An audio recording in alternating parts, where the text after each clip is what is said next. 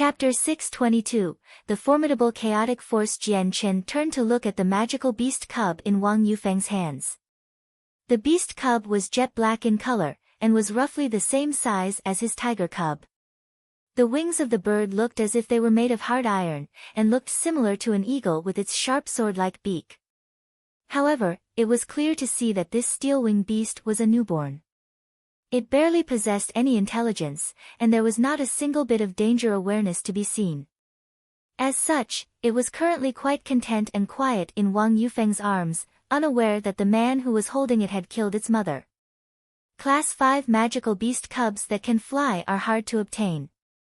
If they are carefully bred from young until they mature, they will provide a great deal of assistance. However, riding a flying-type magical beast has its own risks associated with it. It would be best for a Heaven Saint Master to ride one. Jian Chen spoke. Wang Yufeng chuckled in response. I understand that line of reasoning. The nature of a magical beast is a vicious one which can often lead to them going berserk. I heard once that many of the more gentle flying-type magical beasts lose control of themselves, causing their riders to plummet to their deaths. However, I'm sure that I'll be able to reach the highest level of control with this one so that such an event will never happen. In any case, a steel-winged beast is a Class 5 magical beast. When their intelligence matures, they'll be far more stable unlike the lower-ranked magical beasts, so the chance of losing control of themselves should be very low. Jian Chen nodded his head in agreement. What you are saying makes sense. However, you must take advantage of the young age of the steel-winged beast and carefully nurture it. If it matures before you tame it, it'll only become harder. I know. For now, I will treat this little child as if it were my own. I will love it dearly. Wang Yufeng laughed. As they traveled, Jian Chen and Wang Yufeng talked to one another. On the way, they talked about plenty of things, allowing Jian Chen to gain a more in-depth understanding of Wang Yufeng. However, Jian Chen did not once ask about his background, meaning it was still a mystery to him. That was because when one answered such a question, it was only natural that they would ask the speaker the same question. Don't ask, don't tell. That was how to avoid any careless slip of the tongues. The base of the Heiyun clan was in a first-class city around 5,000 kilometers away. With Jian Chen carrying Wang Yufeng through the air, it took about 2 hours to arrive at the flourishing city. Afterward, Jian Chen traveled to a large manor that Wang Yufeng had pointed out to him. He hovered roughly 500 meters in the air above it. The fact that Jian Chen was using the wind elements in the world to travel had easily caught the attention of plenty of people below. One by one, they pointed at the floating figures in the air and started to gossip. The Tianzhu Kingdom was a country that could be said to be in the middling ranks. It was slightly stronger than the Heavenly Eagle Kingdom, and Heaven Saint Masters could be said to hold mighty ranks here. Whenever one ventured out in public, they would catch the eyes of many people. Under Jian Chen's grasp, Wang Yufeng was able to point at the manor beneath him and say, "This is the place. This is the manor of the Heiyun clan." Without even needing to ask Wang Yufeng, Jian Chen could tell that this manor was indeed the base of operations for the Heiyun clan. That was because Jian Chen had already scoped out the place with his presence and had a very clear idea of the terrain. Above the gates at the entrance of the compound was a signboard that made it all too obvious just who lived here. Inside the manor, Jian Chen could detect 3 Heaven Saint Masters. One of them lacked both of his legs. It was the very same one that had tried to stop him in the Thousand Venom Valley and tried to take the tiger cub away from him. Heiyun clan, I, Jian Chen, am a man that keeps his word.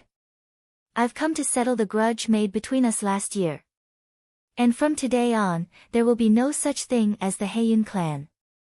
Jian Chen cruelly smiled. With a wave of his hand, the energy of the world came bubbling forth at rapid speed to gather into a 10-meter-long sword made of fire.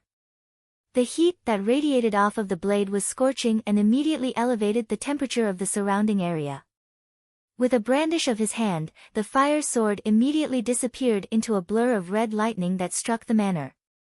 Boom! An explosion dispelled the silence in the manor as a tremendous fire washed over the surrounding area. As the waves of flame billowed forth with great speed, the destruction of the manor continued without stop. In an instant, the previously tranquil Heiyun clan turned into a bonfire with flames that danced and roared. The blue sky above was covered by the pluming black smoke from the wreckage, making it extremely eye-catching to the people below. The interior of the manor was brought to a frenzy as countless servants and guards came running out of their rooms. When they saw the sea of flames, they all turned pale with fright and fled toward the outskirts with great panic as if afraid that the flames would incinerate them before they could escape.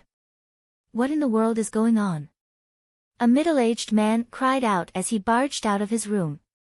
Up until now, he hadn't even realized that someone had attacked the Heiyun clan. Quick! Put out the fire! One of the more elderly caretakers cried out, but not a single person had heard him due to the intensity of the flames and the sounds that accompanied them. A few measly buckets of water wouldn't be able to put a dent in this flames in any case. Someone has attacked our Heiyun clan. Be on your guard I said. The captain of the guards immediately commanded the rest of the guards of the clan, but when he realized that there were people floating in the sky, his face paled drastically. No. The ones who've attacked us are Heaven Saint Masters. That's not someone we can fight. Chu quick. Call out the patriarch. At the warning of the captain, 3 separate entities flew out of the interior of the manor. The 3 men quickly soared to the heavens to meet with Jian Chen, and at the same time, an elderly voice called out with such volume that the ears of everyone else ached from it. You there, for what reason have you to attack my Heiyun clan? The elderly man called out with as much dignity as he could muster, but even his dignity could hardly hold back the furious anger the speaker had. Soon enough, the 3 Heaven Saint Masters arrived at the same altitude as Jian Chen. Standing shoulder to shoulder just 20 meters away from Jian Chen, each one of them looked ready to kill him. Who are you? State your name at once and why you are attacking my clan.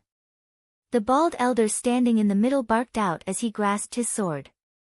The sharp point of the sword glinted ominously, and if it were any regular person standing there, their valor surely would have dipped to non-existent levels. Ignoring the elder that spoke, Jian Chen stared at the elder without any legs next to him. Jian Chen gave him a cold smile. Perhaps you might recognize me?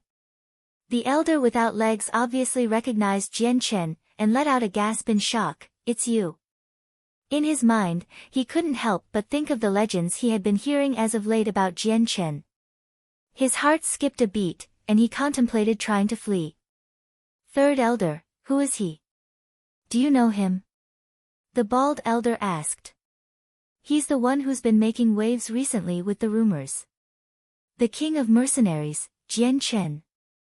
The elder barked with a great deal of difficulty. The bald elder blanched as well when he heard that. What? He's Jian Chen. Prior to this, Jian Chen had killed 5 Heaven Saint Masters by himself outside of Mercenary City. Even the news of his fight with 2 saint rulers within the city had been heard by these elders. Such a powerful figure like that was not an opponent that the Heiyun clan could take on. Even with the 3 Heaven Saint Masters, they stood no chance at all. So you do remember me? Then, I presume you remember what I said to you years ago. I said it once. If I, Jian Chen, am not dead, then I'll be sure to annihilate your entire Heiyun clan. I have never once reneged my words before. I will not let a single one of my enemies escape, and today is the day I make good on that promise of mine. Jian Chen laughed. The 3 Heaven Saint Masters blanched at Jian Chen's words. While 2 of the 3 men there had not participated, they all knew just what event Jian Chen was referring to. Sire Jian Chen, my Heiyun clan was the one at fault during that time. We give our sincerest apology, and are willing to offer ample compensation. We ask that Sire Jian Chen pardon our Heiyun clan, and we are more than willing to offer our assistance to you should you require us or our territory. The bald elder's intimidating glare melted away to adopt an apologetic smile. His voice gained a softer tone and no longer contained the iron edge from earlier. Unmoved by the proposal, Jian Chen chuckled, how lightly you treat your words. Back when I was on the verge of death because of your clan, this blood debt was formed. Just how could I give it up so easily? Only in your dreams. With that, Jian Qin spoke no more and immediately shot toward the head of the leading Heaven Saint Master. The chaotic force began to cycle around his body, and with a flash of light from his dantian, the energy flew into his palm. Now that he could control the chaotic force, Jian Chen's palm took on a gray color as a destructive amount of power came forth. The surrounding area around his palm looked like water as it distorted with ripples and waves. At this one moment, Jian Chen could feel the practically unlimited amount of power he was wielding. It was almost as if his hand could split apart the world around him, and a single punch could kill a Heaven Saint Master instantaneously. This would be the very first time he wielded such a tremendous power. With a grunt, Jian Chen slapped the area around him with his palm, causing the space in front of the slap to distort so violently that a slight fissure formed. With such a destructive force being unleashed from his palm, it was as if a dragon had suddenly been let loose. Chapter 623, Destruction of the Heiyun clan. With such a destructive force being unleashed from his palm, it was as if a dragon had suddenly been let loose. The space beneath the strike surged violently as the powerful energy ravaged the area around it with dreadful might. The three Heaven Saint Masters could feel just how powerful Jian Chen's strike was from the surrounding space. It was like an icy block that froze the three of them in place. Moving even a single finger became difficult. The three Heaven Saint Masters had only enough time to turn pale in fright before the boundless wave of energy slammed against their bodies unceremoniously.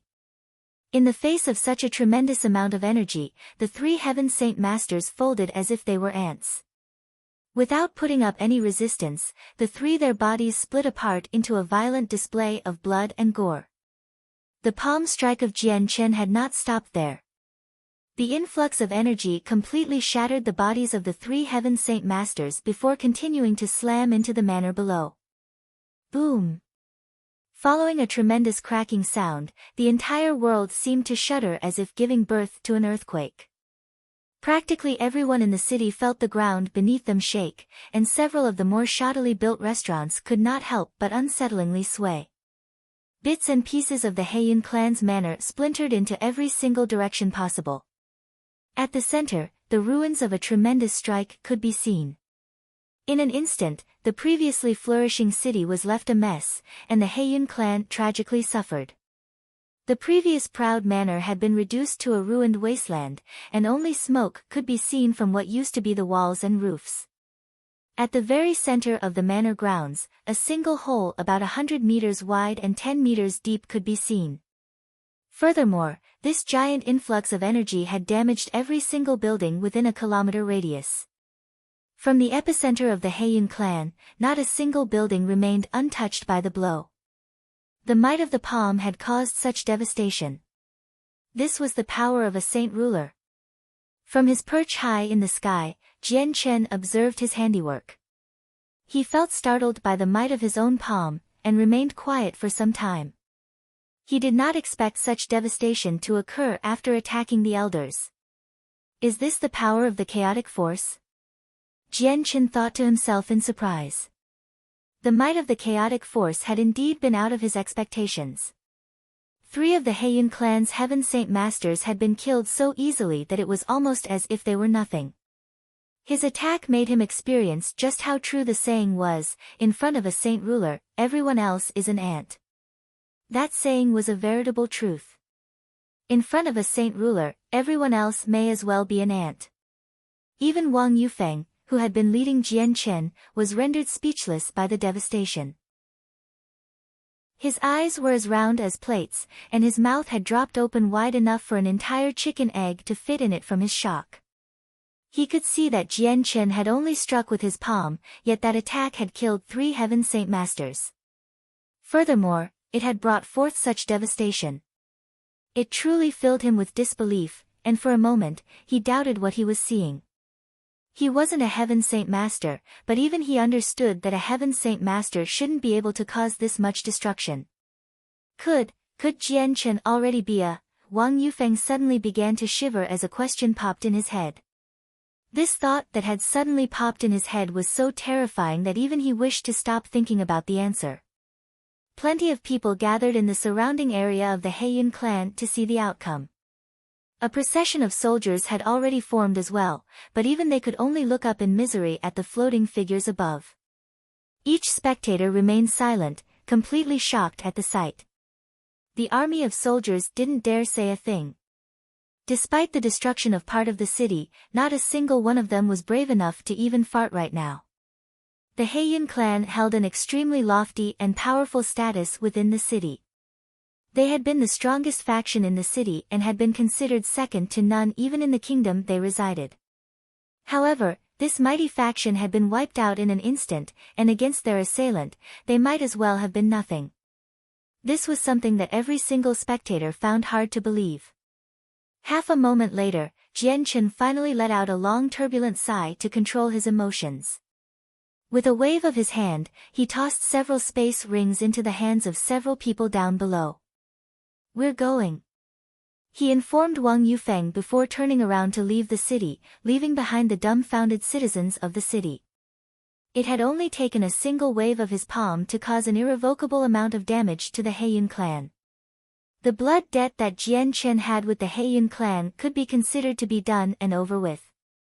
The following days after, Jian Chen relentlessly continued to try to find the whereabouts of the Jiedu clan. The Jiedu clan remained true to their label as a hermit family, staying hidden in a forest or mountain somewhere. They were an isolated faction that never showed their faces to the world, causing Jian Chen to hear absolutely nothing that could lead him to their location. In fact, many of the people Jian Chen asked had never even heard of their name before. However, the gods were willing to reward the hardworking man. On the third day of Jian Chen's laborious attempt to learn of the Jiedu clan's whereabouts, a relatively strong sect reported that they knew of the Jiedu clan. Jian Chen brought Wang Yufeng with him there. The Jiedu clan was said to have been founded at the core of a mountain with countless of magical beasts standing guard around it. There was no shortage of Class 5 magical beasts there, and there were several Class 6 magical beasts that the clan had tamed. They were trained to guard the gates and to prevent any outsiders from entering. Jian Chen brought Wang Yufeng to a spot 20 kilometers away from the reported mountain ridge. He then stared off into the distance at the series of buildings that sprung up from the ridge. "Wang Yufeng, you stay here. I will be fighting a saint ruler. Taking you there would only serve to hurt you." At the mention that Jian Chen was about to start trouble with a saint ruler, Wang Yufeng's heart began to beat frantically.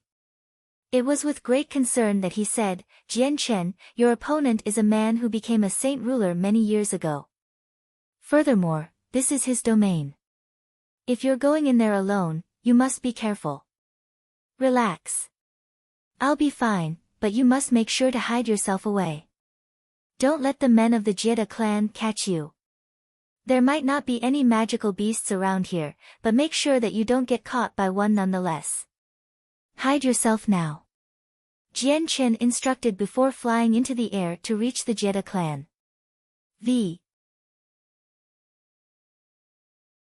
Chapter 624, Challenging the Jiedu clan. There was a place in the backmost courtyards of the Jiedu clan that the majority of people were forbidden from entering.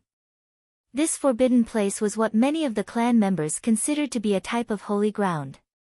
Practically everyone bowed reverently in the direction of these grounds when standing near them. The patriarch of the Jiedu clan would often shut himself off from the world in this forbidden place to focus on his cultivation. He was the sole saint ruler of the Jiedu clan and was the sole reason for the Jiedu clan's status as a hermit clan. Within a flower garden in the forbidden zone, all sorts of flowers were blooming in a stunning fashion.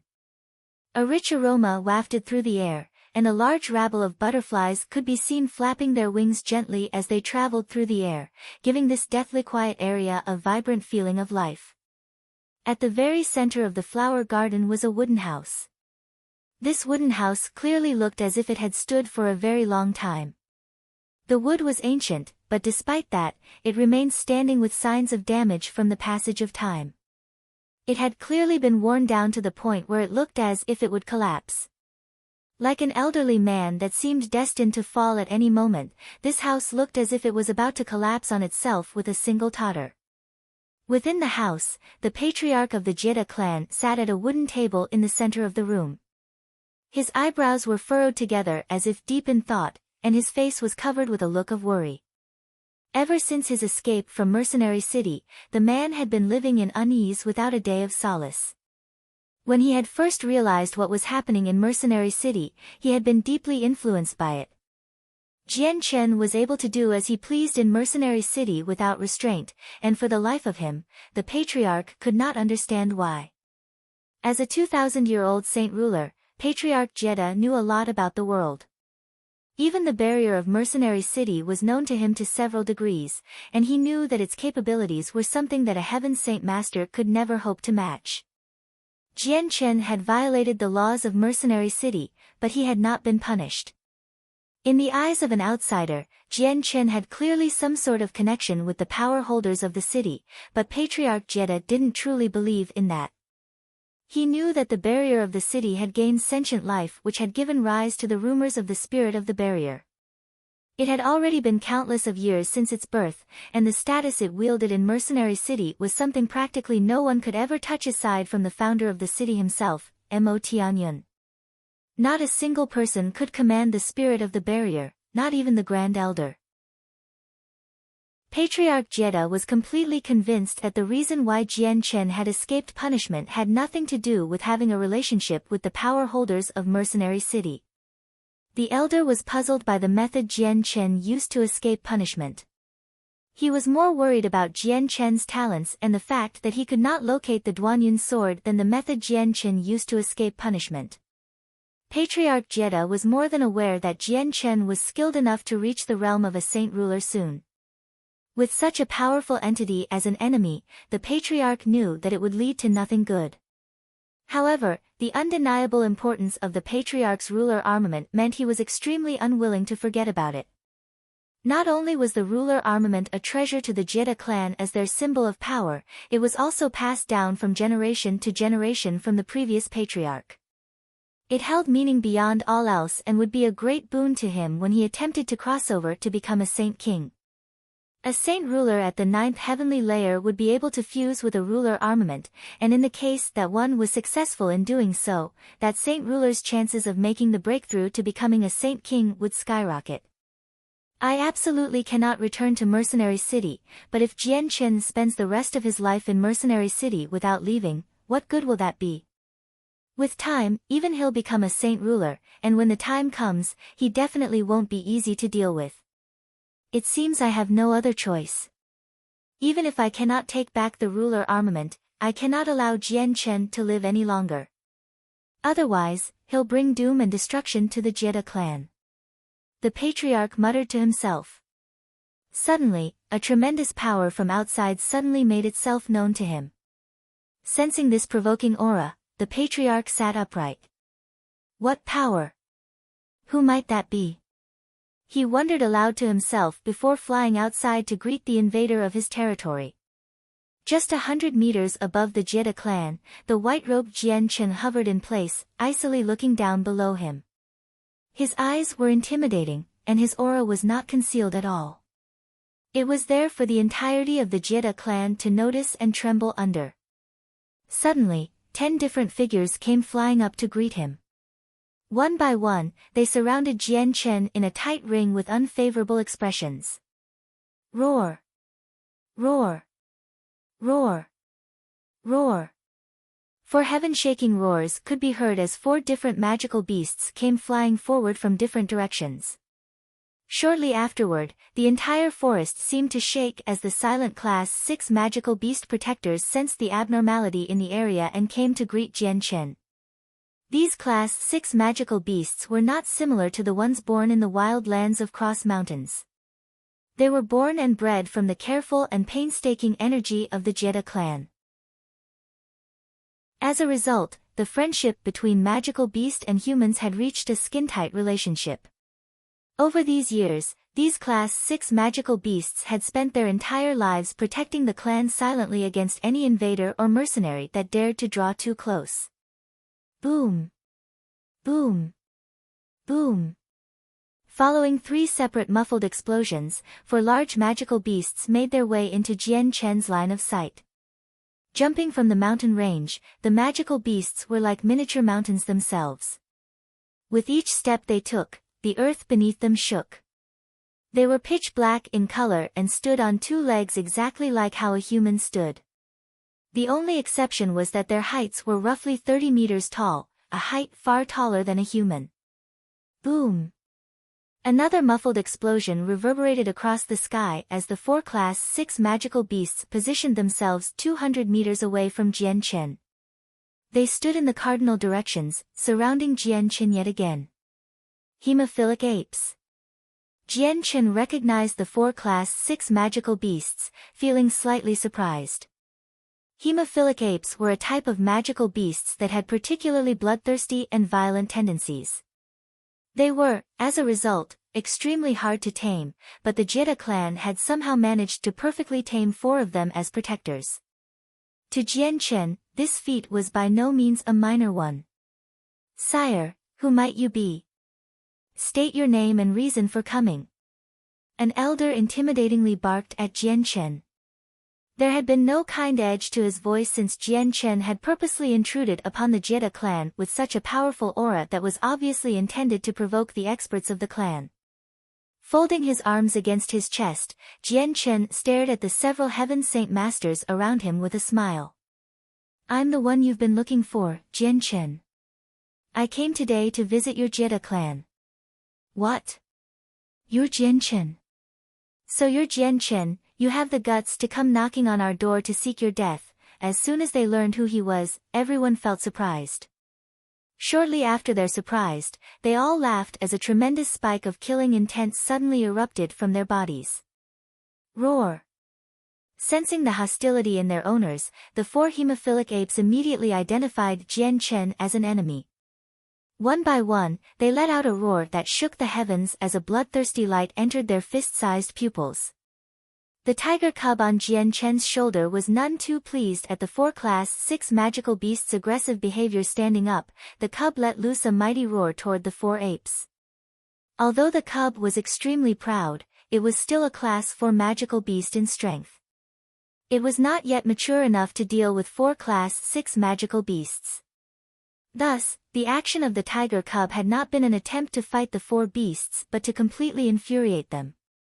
As expected, the 4 apes let out a furious howl before charging at Jian Chen with great cumbersome steps. Not only did the Jetta clan do nothing to stop the 4 hemophilic apes, they took several steps away to give them space to fight. They knew of Jian Chen's strength and how he had been able to best 4 Heaven Saint Masters' Heaven-tier battle skills before killing the 4. His strength was not something that they could easily overlook, so they wanted the 4 apes to test his strength first. As if coordinating with one another, the 4 apes charged at Jian Chen before leaping into the air. Their mountainous bodies were like great big cranes as they took flight, making their way 100 meters into the air where Jian Chen was. Staring at the 4 hemophilic apes in disdain as they charged at him, Jian Chen smiled cruelly. With a flip of his hand, a condensed blob of chaotic force encompassed it before he moved to slap them down. Chapter 625, Showdown with a Saint Ruler. 1. The amount of power that Jian Chen held in his hand rippled across the entire mountainous area as if it were a heavy weight. With speed as fast as lightning but no thunder to accompany it, the area beneath the strike started to look even more cramped than before. Then, it seemed as if the entire area had frozen in time. The 4 hemophilic apes had only gotten within 50 meters of Jian Chen before they were frozen in place. They had only been 30 meters in the air, but even their gigantic bodies were rooted firmly in place. Boom! Following their inability to move, a fierce amount of energy ruthlessly smashed into the bodies of the 4 apes, causing the Class 6 magical beasts to crash back down to the ground as fast as they came up. As they fell, blood was pouring from not only their mouths, but also their eyes, ears, noses, and even pores. Smashing against the ground with a terrible rumbling sound, the 4 hemophilic apes landed so roughly that the entire area shook several times as fissures started to form. even the mountain ridge started to collapse. A 10-meter deep hole now spanned a perimeter of several hundred meters. In the center, 4 separate craters could be seen from where the 4 hemophilic apes had landed. Yet, there was no movement from within the crater. Whether they were still alive or not was a complete mystery. The men from the Jeda clan felt their jaws drop at the unbelievable sight in front of them. As if a storm was being waged in their minds, they were deeply affected by the sight. Jian Chen's strength was something that left them all speechless. It had only taken a single palm to defeat 4 Class 6 magical beasts to such a degree. Was this really the strength of a Heaven Saint Master? Against these 4 hemophilic apes, even a 6th cycle Heaven Saint Master would be unable to defeat them soundly without a Heaven-tier battle skill. This was the difference in natural strength between humanity and magical beast. However, Jian Chen only needed a single palm strike to defeat them. What kind of power was that? Slowly taking back his hand, Jian Chen stared at the 4 hemophilic apes. These 4 Class 6 magical beasts are quite strong since they survived even after receiving this palm strike of mine. They're stronger than the Heaven Saint Masters of the Heian clan at the very least. Are you really Jian Chen? After a long while, one of the elders finally inquired with a stare of disbelief. He didn't dare believe that the youth that had become the king of mercenaries was so unbelievably strong. Each and every participant of the gathering of the mercenaries was under the age of 50, so a youth with that much strength was simply far too much. Isn't this the strength of a saint ruler? A woman despondently asked. There's no possible way Jian Chen should have a strength like that. Who are you? Another man skeptically inquired. They had never seen Jian Chen before and were thus not sure of what he looked like. Giving a cold smile, Jian Chen was about to open his mouth to say something when something out of the corner of his eyes caught his attention, causing him to look there. The space in the direction he was looking at was starting to distort to reveal a white-robed elder with long hair and a scholarly aura. This was the patriarch of the Jeda clan and the sole remaining saint ruler. We pay our respects to the patriarch. The 10 Heaven Saint Masters immediately bowed out of respect to him. The patriarch ignored the bowing members of his clan in favor of observing Jian Chen. When he recognized his face, the patriarch immediately froze in disbelief. The person that he wanted to capture at all costs had actually taken the initiative to come to him. This revelation was startling to say the least. The expression on the patriarch's face hardened as he said, Jian Chen, it really is you. Correct, it is I. Today, I've come to pay a visit to your clan. Jian Chen smiled as he cupped his hands in mock salute. He exuded the air of a regal prince, and if anyone else were to look at the two, they would have assumed that Jian Chen was a good friend of the patriarch. Letting out a cold snort, the patriarch ignored Jian Chen's actions. He swept his eyes down to the 4 deep craters and then back to Jian Chen with a solemn expression. Jian Chen, did you do this? What other person is there here but me? Jian Chen smiled. Impossible. The patriarch barked with narrowed eyes. Glaring at him, the patriarch said, Jian Chen, it has only been a few months at most since we last met. How did you become so strong so quickly? Did you make the breakthrough from a Heaven Saint Master to a saint ruler? In his final few words, the patriarch grew more and more emotional. By the end, he was no longer as calm as before. In this world of extraordinary things, there is no such thing as an impossibility, but there is something I can tell you at the very least. I am still a Heaven Saint Master. Jian Chen replied. He was indeed the same rank as before, but he had gained the fighting prowess of a saint ruler when he had attained the minor achievement of the chaotic body. He had not yet comprehended the profound mysteries of the world, and thus, could not be considered a saint ruler. The patriarch let loose a sigh of relief at those words. The sudden thought from before had been causing his heart to skip a beat in fright. A youth not even 50 years old becoming a saint ruler was far too terrifying of a thought to exist in this world.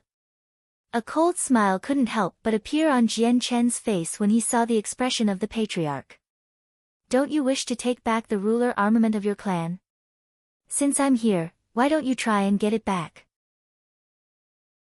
Instantly, the patriarch regained his calm demeanor in order to make a quick observation to see if there were any hidden experts around. He very much doubted the fact that Jian Chen would travel here alone. Such an action was akin to delivering oneself to death in a sense. But, even after a series of scans, the patriarch came up with nothing. There was nobody hidden nearby. With the sudden calm on the patriarch's face, Jian Chen let loose a snicker to himself. If you're not going to make a move, allow me to make the first move. Take my palm then. Another burst of chaotic force appeared in Jian Chen's palm before he flew forward to slap the patriarch. A tremendous amount of energy appeared, distorting and applying pressure to the space around them. The patriarch immediately felt his body be locked in place. Having received this prison of energy around him, the patriarch immediately felt shock register on his face. He had not thought that Jian Chen would become so strong in such a short amount of time. Despite his shock, the patriarch was not slow to respond. With a loud shout, his own energy come bursting from his body, shattering the frigid space around him. The space regained its natural state as the energies clashed and equalized. The patriarch's figure flickered, and he looked as if he was blending with the world itself. With this ability to control space itself, he was able to instantaneously travel 100 meters to where Jian Chen was. Jian Chen let loose his slap. The burst of chaotic force that accompanied the slap continued forward with reckless abandon before finally smashing into the side of a mountain. Boom! A fierce explosion rang through the air as the mountain was reduced to fragments that flew off in every direction. The mountain itself had been reduced to absolutely nothing. Impossible! You've become a saint ruler. The patriarch cried out involuntarily. This blow had caused his heart to stop beating for a brief moment. The power that had been contained in Jian Chen's hand was something only a saint ruler would be capable of. The 10 heaven saint masters of the Jieda clan were startled as well. Many of them started to pale. A saint ruler at such a youthful age was far too shocking. Retreat! One of the elders cried out before every single one of them scattered into every direction possible. A battle between saint rulers was not something any heaven saint master could get involved with. If they drew close, they would only be caught in the crossfire. Jian Chen didn't speak a word and instead sent another chaotic force-infused palm strike toward the patriarch. Sensing the tremendous power coming at him, the patriarch did not choose to dodge. Instead, he boomed out, Jian Chen, you may have stepped into the realm of a saint ruler, but you are only at the first layer and nothing more. I'll show you just how big of a difference there is from the first heavenly layer and the fourth heavenly layer. An endless amount of energy began to seep from the patriarch's body, causing the space around him to quiver. With a brandish of his hand, he sent energy flying toward Jian Chen's strike. As the attack traveled through the air, the space around it started to warp and twist in on itself. Boom! The two bundles of energy collided in mid-air against each other, causing yet another explosion.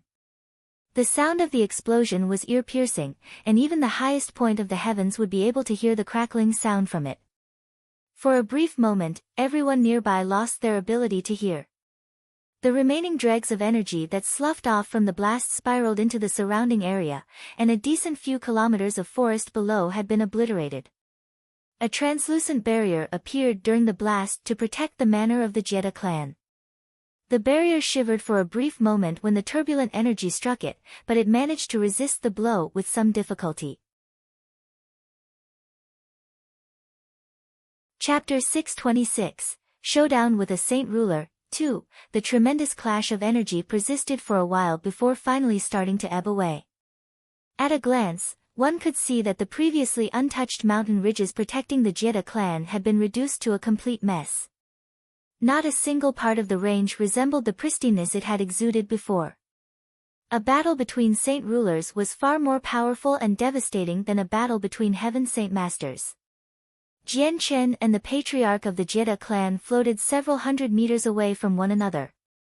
In this one battle between them, they were equally matched, neither held an advantage over the other. The patriarch revealed a cross look on his face. Jian Chen's strength was completely unexpected and far beyond his imagination.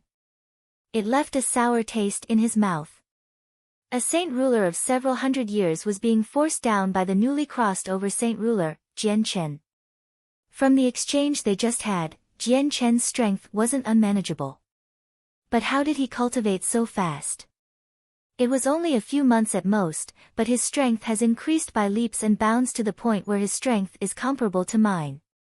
His talent is far too terrifying. If he can accomplish so much at his young age, I'd imagine that it'd only take him another 100 years to become a saint king. The patriarch quietly muttered to himself. Already, he was starting to see Jian Chen in an entirely different light. Back in Mercenary City, Jian Chen had only been a junior with decent skill to him. Thus, Jian Chen was someone that could be disregarded like an ant, but after several months, this ant had suddenly swelled up to a tremendous size. It could pose trouble even for him, and that was something that did not sit well with him. Jian Chen's growth was far too fast. It was so fast that the entire continent would be stunned by it. 100 meters away, Jian Chen stared down the patriarch with a calm face. His eyes were intimidating, and his body released a tremendous aura that shot into the air with an impressive amount of energy. At the moment, he looked like some sort of war god that towered over everyone else with indomitable strength. To be even more specific, he was like some sort of undefeatable god of the sword that was ready to split the world with his powerful sword qi. Suddenly, a gray-colored energy began to float around Jian Chen's body.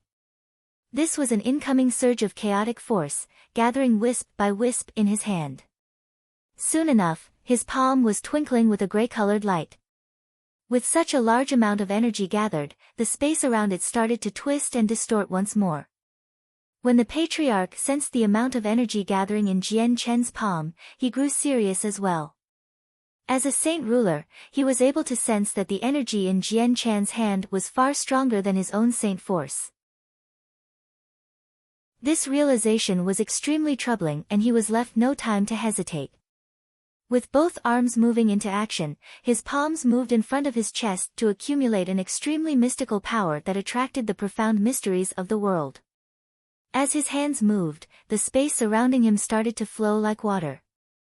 It was like some sort of mysterious power was accelerating the flow of time. At this sight, the 10 Heaven Saint Masters that were watching knew that the two combatants were charging up their attacks. Without even needing to be told, they immediately grabbed the people hiding behind the manor's barrier and fled as far as possible. They could not guarantee that the barrier would be able to hold up against both Jian Chen and their patriarch's attack. Several seconds passed before Jian Chen took the first move. With his palm thrusting forward, the chaotic force that had accumulated in his palm came flying out like a stream of water. Carrying a tremendous power, the chaotic force traveled toward the patriarch. Ha! At the same time, the patriarch let out a deep grunt. His palms shot out as fast as lightning, letting loose the mysterious energy he had been accumulating.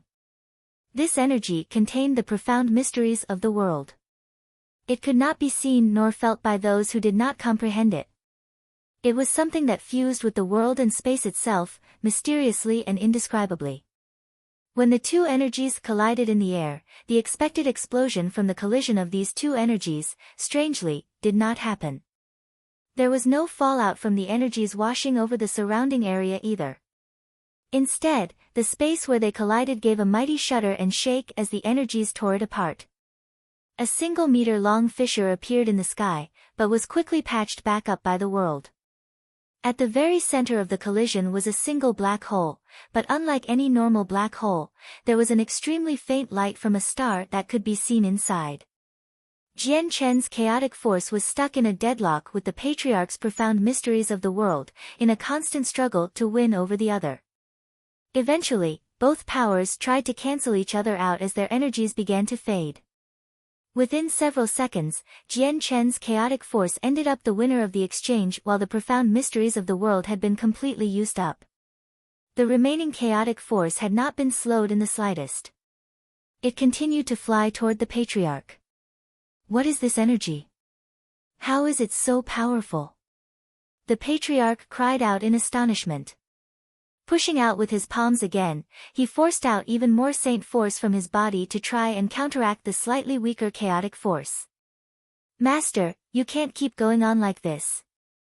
Your usage of chaotic force is far too much, also, the true might of it is not being displayed.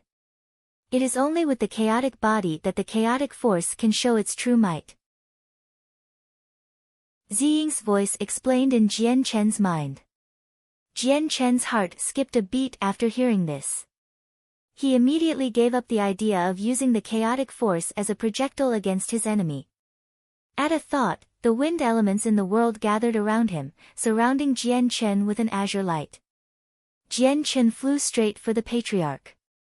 Master, the chaotic force should be distributed throughout the body to show off the might of the chaotic body. Qingsua instructed with a sing-song voice in Jian Chen's mind. They were extremely knowledgeable about the chaotic force, unlike Jian Chen, who had only just made contact with it. He was a complete stranger to this powerful energy, and required the two sword spirits to guide him on how to use it. Chapter 627, Showdown with a Saint Ruler. 3. Jian Chen didn't hesitate in his actions after listening to the sword spirits. Like an obedient schoolchild, he immediately swallowed some of the chaotic force from his dantian and spread it throughout his body. With the fusion of the two, Jian Chen immediately felt the strength of his body elevate to a higher level in terms of defensive might. Once the chaotic force had spread through his body, Jian Chen didn't even feel the chaotic force dissipate. It continued to maintain that same level of strength throughout his body without being used at all. The following moments after he had used the chaotic force to strengthen himself, Jian Chen felt his entire body continue to operate at an extremely boosted level. During that moment, Jian Chen drew closer to the patriarch. His palm became a fist filled with chaotic force meant to punch the patriarch. As the fist traveled, the surrounding space around it violently trembled. Jian Chen wasn't adept in close combat fighting with his own body, but Jian Chen didn't worry about any threats because the powerful chaotic force had been joined with the chaotic body. The patriarch was startled at Jian Chen's choice of attack, but then a small smile appeared on his face as he said, "Jian Chen, this old man has a considerably strong body. Allow me to teach you a good lesson with it."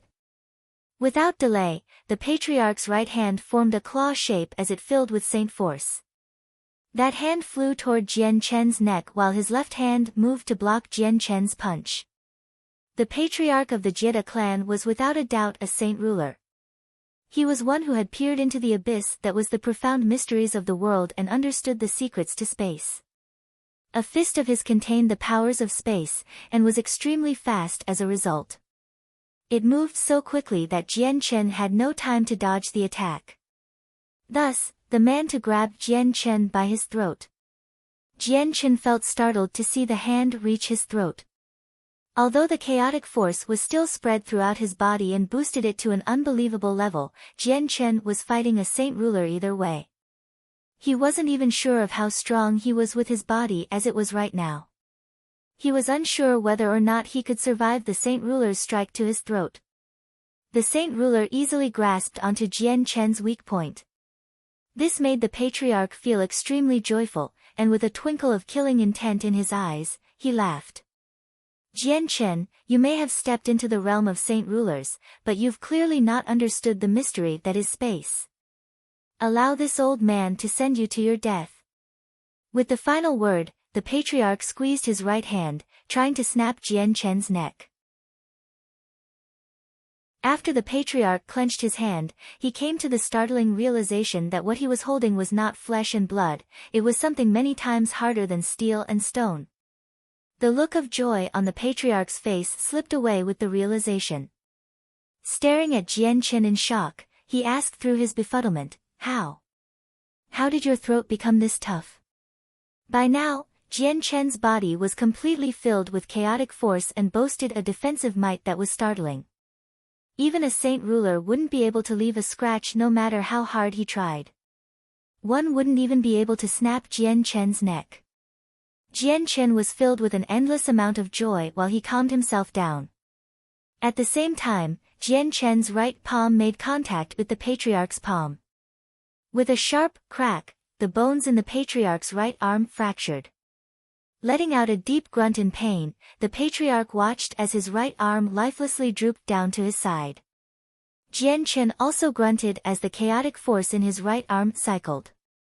Jian Chen punched at the patriarch's chest, but the space around his fist froze up, allowing his punch to travel even faster. After experiencing Jian Chen's punch once, the patriarch was now painfully aware of how strong his fist was. Unwilling to allow himself to be used as a punching bag, the patriarch's body flickered into non-existence. By borrowing the power of space, he was able to retreat several meters away where the frozen space Jian Chen had created did not affect him. Bang!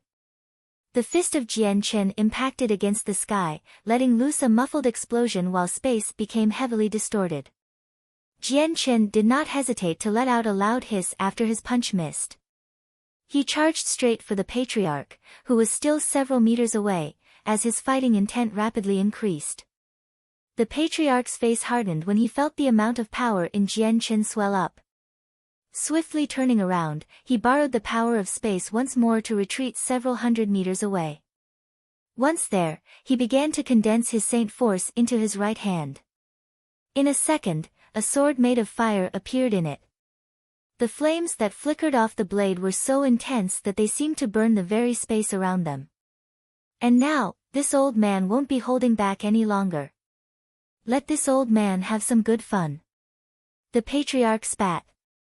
After these several exchanges, he knew that this was no time to hold back, otherwise, there would be no way to counter this upstart of a youngster. Chapter 628, Subjugation. 1. The patriarch of the Jeda clan was one with the space around him. In his current state of harmony, he was free to travel almost instantaneously toward Jian Chen. His saint weapon resplendently shined as it flew at Jian Chen. Following the path of the blade, a fissure about 2 meters wide was torn asunder. Even Jian Chen felt slightly intimidated by the might of this sword swing. He knew that his chaotic body had been strong enough to endure a throat-crushing experience, but this time he was facing the edge of an extremely sharp weapon. Compared to a claw, a sword was far more intimidating. Jian Chen had no guarantees that he would be able to survive this attack as easily as the strike before. The power that came from a saint ruler when they used their saint weapon was not insignificant. Unwilling to take the sword head-on, Jian Chen decided to evade by dodging to the side. However, he was still a heaven saint master.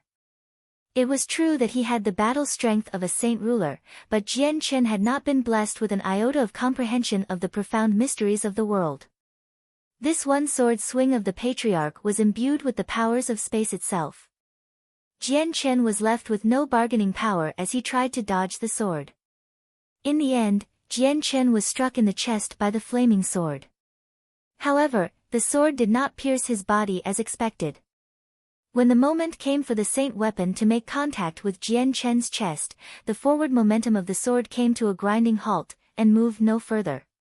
Despite its unbelievably sharp point and the power behind it, it was only capable of cutting through a shallow layer of skin, drawing a dot of blood.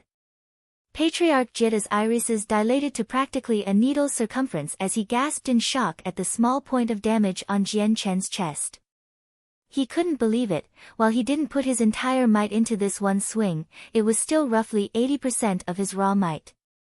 This energy could destroy the world around him if directed, yet Jian Chen was still floating in front of him practically unharmed. Such a sight was far too much for him to accept.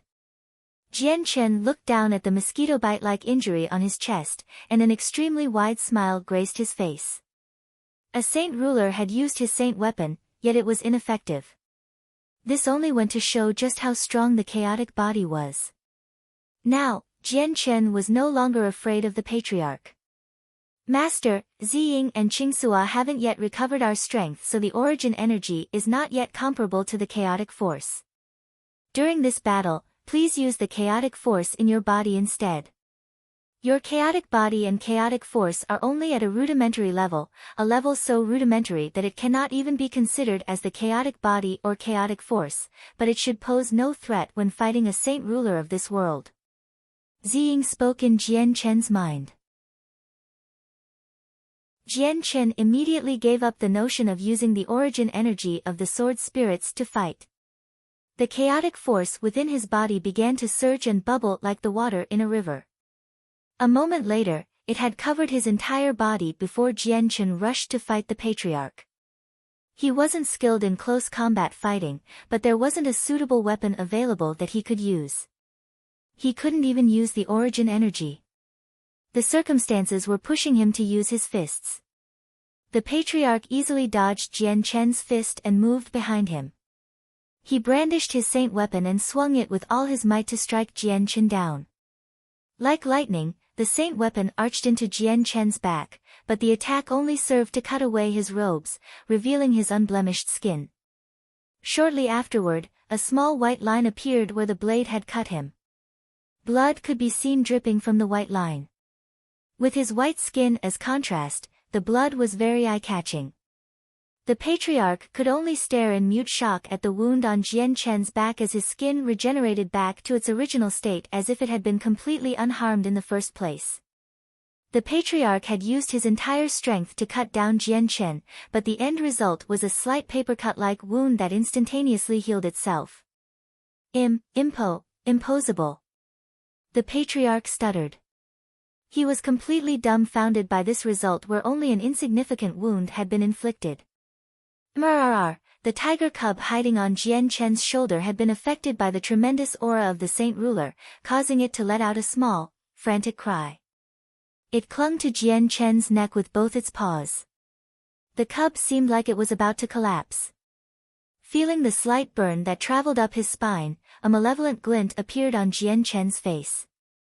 Moving the tiger cub from his shoulder to under his left arm, Jian Chen moved to punch the patriarch. In fierce battle between Jian Chen and the patriarch, both combatants were using their entire strength. Each attack they threw out was capable of destroying the world around them. When their attack impacted against something, a tremendous sound resonated and great winds erupted. One after another, fissures appeared in the space around them. They sucked in the light of the world, revealing twilight in the holes. By now, the forest around them was a desolate place. The battle in the sky continued for a very long time without stop. Soon enough, the manor of the Jeda clan had been utterly wiped out and leveled with only remnants of the place to be seen scattered about. The members of the clan had long since evacuated the place with the help of the 10 Heaven Saint Masters. They were in a safe area several dozen kilometers away. Jian Chen felt very sullen about the current progress of the battle. It had been dragging on for so long, but he was never able to make contact with even the robes of the patriarch. Each time he tried, the patriarch of the Jeda clan would escape. On the inverse, he didn't even know just how many blows the patriarch had landed on him. The Jeda patriarch's strikes had not been a threat to him because of the immensity of the chaotic force. The wounds Jian Chen sustained only took a small moment to heal without leaving a mark. Although Jian Chen possessed the strength of a saint ruler, he was still a heaven saint master that hadn't comprehended the profound mysteries of the world. Without that comprehension, he could only defend against a saint ruler. There was no way he could land a finishing blow or even manage to seriously injure one. Unless the saint ruler gave up on using space to evade, Jian Chen had no other choice but to continue. Hovering 1,000 meters in the sky, the patriarch stared at Jian Chen. Jian Chen, after this long fight, you and I are getting nowhere. Why don't we stop here? Fighting any longer would only be a meaningless waste of time. After battling for so long, the patriarch knew he couldn't harm his opponent even though held the advantage over Jian Chen. Even if he went all out, Jian Chen would only experience scratches. Jian Chen came to a stop in the sky as well. A slight tint of azure light wrapped his body as if he was gathering the energy of the world to make him fly. It was unlike the patriarch's ability to fly without using the elements at all. Patriarch Jeda, I am unable to harm you, but the future Jian Chen will definitely remember this grudge. He will visit once more and ensure that a disastrous payment will be taken from your clan. Jian Chen emotionlessly replied. He had been extremely angry and sullen at the beginning of the fight, and had lost all his fear earlier. Jian Chen was now trying to intimidate the patriarch since he couldn't harm him. Chapter 629, Subjugation, 2. The patriarch had an ugly look on his face while he listened to Jian Chen. He knew that Jian Chen wasn't joking, and with the talent Jian Chen possessed, he would only skyrocket in strength from here on out. If the patriarch waited any longer, it would only be a matter of time before Jian Chen would become a threat that he couldn't handle. However, the patriarch had no way of dealing with Jian Chen even now. As the patriarch floated in midair, the twinkle in his eyes flickered unsteadily as if he was arguing with himself internally. Several moments passed before the patriarch finally made up his mind. He grit his teeth to say, Jian Chen, it's better to let sleeping dogs lie rather than wake them. You were the one who started this affair.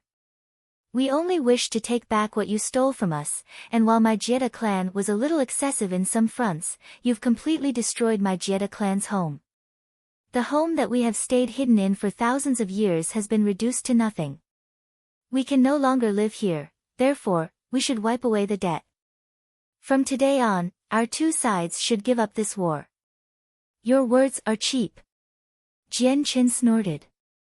If you said this to me before, I would have considered those words seriously, but your Jieda clan is no longer an object of worry to me. Don't even try to delude yourself into thinking I won't chase you down. A dark light crossed over the patriarch's face as he said in a low voice, Jian Chen, I cannot do a thing to you, but you cannot do a thing to me either. If you won't consider your own well-being, why not consider the well-being of those by your side? The Jieda clan may be a hermit clan that rarely meets with the outside world, but we still have many methods of finding out where you live and who is closest to you. You dare. Jian Chen immediately spat out with a terrifying glare. His eyes were like two sharp swords as he stared at the patriarch in fury. If you dare, then I'll kill off all your clansmen. A furious killing intent flooded the air from Jian Chen's body as he sent out his presence to find out where the members of the Jieda clan were hiding. Since he now had strength equal in might to a saint ruler, a heaven saint master was like an ant to him. Jian Chen's reaction startled the patriarch. He consequently scolded himself for his folly. He was filled with regret now. If only he had known that such a statement would only infuriate Jian Chen, he would not have said it to begin with. If Jian Chen were to strike his clansmen, then the patriarch himself would have no way of stopping him. The chaotic force of Jian Chen was far too tyrannical, and even he was afraid of meeting it face to face. Stay your hand. There is still room for negotiations. The patriarch cried out. Moving with the powers of space, the patriarch moved to stop Jian Chen from advancing ahead. Jian Chen's eyes were filled with anger as he swung his chaotic force-infused right hand at the patriarch, who was blocking the path in front of him. However, the patriarch dodged Jian Chen's hand with ease. Flickering to just another 100 meters away from him, the patriarch shot a beam of sword chi at Jian Chen in an attempt to hinder his forward progress. Jian Chen completely ignored the fact that he could dodge. He struck at the beam with his fist. Boom! When the fist met the sword chi, a loud explosion could be heard as a gale of leftover energy swept about and distorting the space of the world. Jian Chen continued forward with only a small injury on his right hand. Some blood could be seen trickling from it, but it healed up within a few seconds as if nothing had happened. Jian Chen, as long as you let my Jieda clan go, I, Jieda Tai, will lend my aid to you for any 3 tasks. The patriarch swore. As far as he was concerned, the clan was far more important than anything else. As long as the clan survived, the patriarch would not feel bad about his actions. Upon hearing this, the killing intent Jian Chen was leaking began to die down a bit as he stared at the patriarch with a thoughtful look. No. If you really wish me to cease my pursuit of killing your clan, there is only one method. What method? The patriarch asked.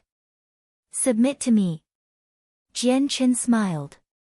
If the patriarch really was willing to submit to him, then he would have no need to bother with this situation. Don't even think about it. The patriarch immediately lost all color in his face as anger flooded forth. He was a saint ruler. An entity that stood on top of almost everyone else. How could he possibly submit to someone of the younger generation? A frosty look appeared on Jian Chen's face. If that's how it is, our negotiations are finished. Jian Chen, let us settle our matters a different way then. The patriarch tried his best to quell his anger. Pretending to be the solemn one, the patriarch was currently trying his best to ensure that his clan didn't die. He was reluctant to be the angry one of the two. Shaking his head without hesitation, Jian Chen answered, there is only this method. Aside from that, nothing else can be considered. He paused for a moment. Submitting to me may be a little off-putting to someone like you, but it isn't too embarrassing either. I was able to reach this realm of strength at such a young age. If I am given even more time, I'll definitely step into the Saint King realm and even the legendary Saint Emperor realm. At the mention of Saint Emperor, the patriarch's body violently trembled. He looked at Jian Chen in disbelief. However, when he considered just how young Jian Chen was and how strong he was, the patriarch began to have second thoughts. The amount of people that reached the legendary zenith that was the Saint Emperor realm could be counted on one hand. It was not as if no one did, but the most important fact was that of all the people that had done so, their potential had not been as outstanding as Jian Chen's. It was extremely likely that Jian Chen would one day become a Saint Emperor. At this thought, the tension in the patriarch's heart began to dissipate. Jian Chen saw through the thoughts that the patriarch was thinking, and moved to capitalize on the moment. Looking at the long-term benefits, submitting to me would not be a bad plan.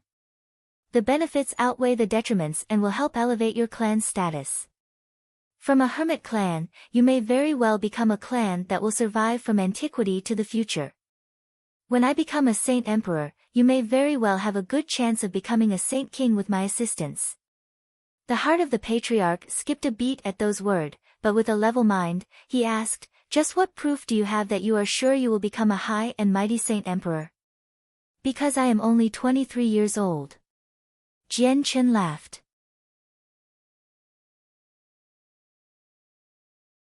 Chapter 630, The Transformation of Little Fatty, 1, What? You're only 23. The patriarch exclaimed. While he knew that Jian Chen was young, he didn't think that Jian Chen would be that young. A saint ruler by the age of 23 was an unprecedented situation for the history of the continent.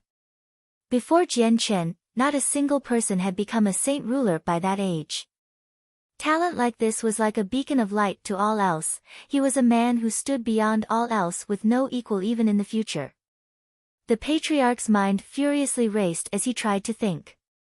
When he remembered how Jian Chen had been able to fight him and the deceased patriarch Shi without fear of receiving punishment, he immediately let out a startled cry, "Are you perhaps the reincarnation of the continent's strongest, Mo Tianyun?" As far as the patriarch knew, only Mo Tianyun, the strongest person throughout the history of the continent, possessed talent as terrifying as Jian Chen's. Even though concise history had only been formulated after his existence. Now it was Jian Chen's turn to look astonished. He had no idea that the patriarch would actually make the assumption that he was the reincarnation of the continent's strongest person, Mo Tianyun, after finding out his true age. So have you considered it? Submit to me, work for me, and I shall wipe away the debt of the Jeda clan. The potential benefits your clan may receive in the future are unlimited. If this isn't ideal, there is only one other way to continue this discussion. Jian Chen evaded the question with a smile. Still unsure, the patriarch continued to float in the air with a conflicted expression on his face. He was clearly trying to make a decision. He knew that he would be degraded to the position of that of a slave if he submitted to Jian Chen. No longer would he be able to move as he pleased. A high and mighty saint ruler of the previous generation working like an ox while the next generation worked as the rider. Such a decision was unbelievably difficult to make no matter how resplendent the next generation's genius was. For a good while, the patriarch hesitated. In the end, he decided he had no other choice but to compromise with Jian Chen for the sake of his clan's survival. It was with a grieved expression that he said, "Jian Chen, you win. My Jie clan will formally submit to you." Even as he spoke, the patriarch looked as if he had aged years and years in an instant, like his life was being sucked out of him. A victorious smile appeared on Jian Chen's face as he rejoiced within his heart. He knew that from today on, he would have a saint ruler at his beck and call. Not only was that plentiful source of strength, it also served as a deterrence. "You swear on your blood?" Jian Chen smiled. The patriarch bit his lips hard enough to draw blood and spat it out. Quickly, he drew a mysterious but grotesque pattern with his blood in the air before it flew to Jian Chen. This blood oath was something that the patriarch had created using the three energies of his body and life. The owner of the blood oath was equivalent to the owner of his very life.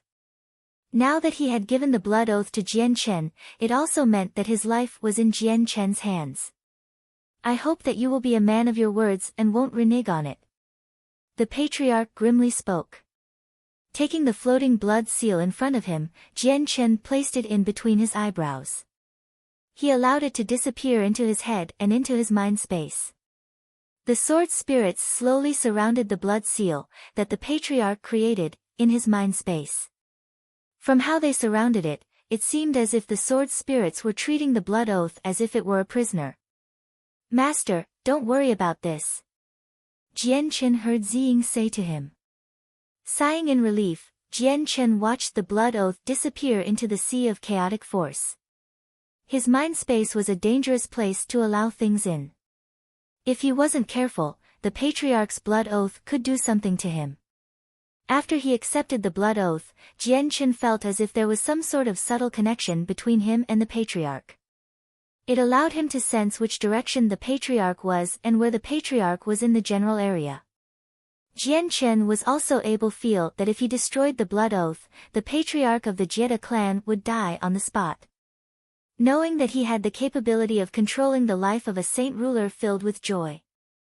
This was undoubtedly a great windfall. "Ah, since we are family now, how might I call you?"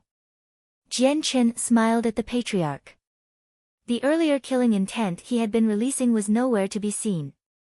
"Jie Tai," the patriarch emotionlessly stated. Unperturbed by the patriarch's attitude, Jian Chen continued to smile, "Then I'll be calling you that from now on. You may leave now to handle your clan. Meet me in Mercenary City half a month from now and we'll leave together." Jie Tai nodded his head without a word, but his heart was undoubtedly feeling very gloomy. Jian Chen gave Jie Tai several tasks to do. He then left the area after changing his clothes. 30 kilometers away he found the hiding Wang Yufeng, who was behind a giant stone. Jian Chen then flew away with him in tow.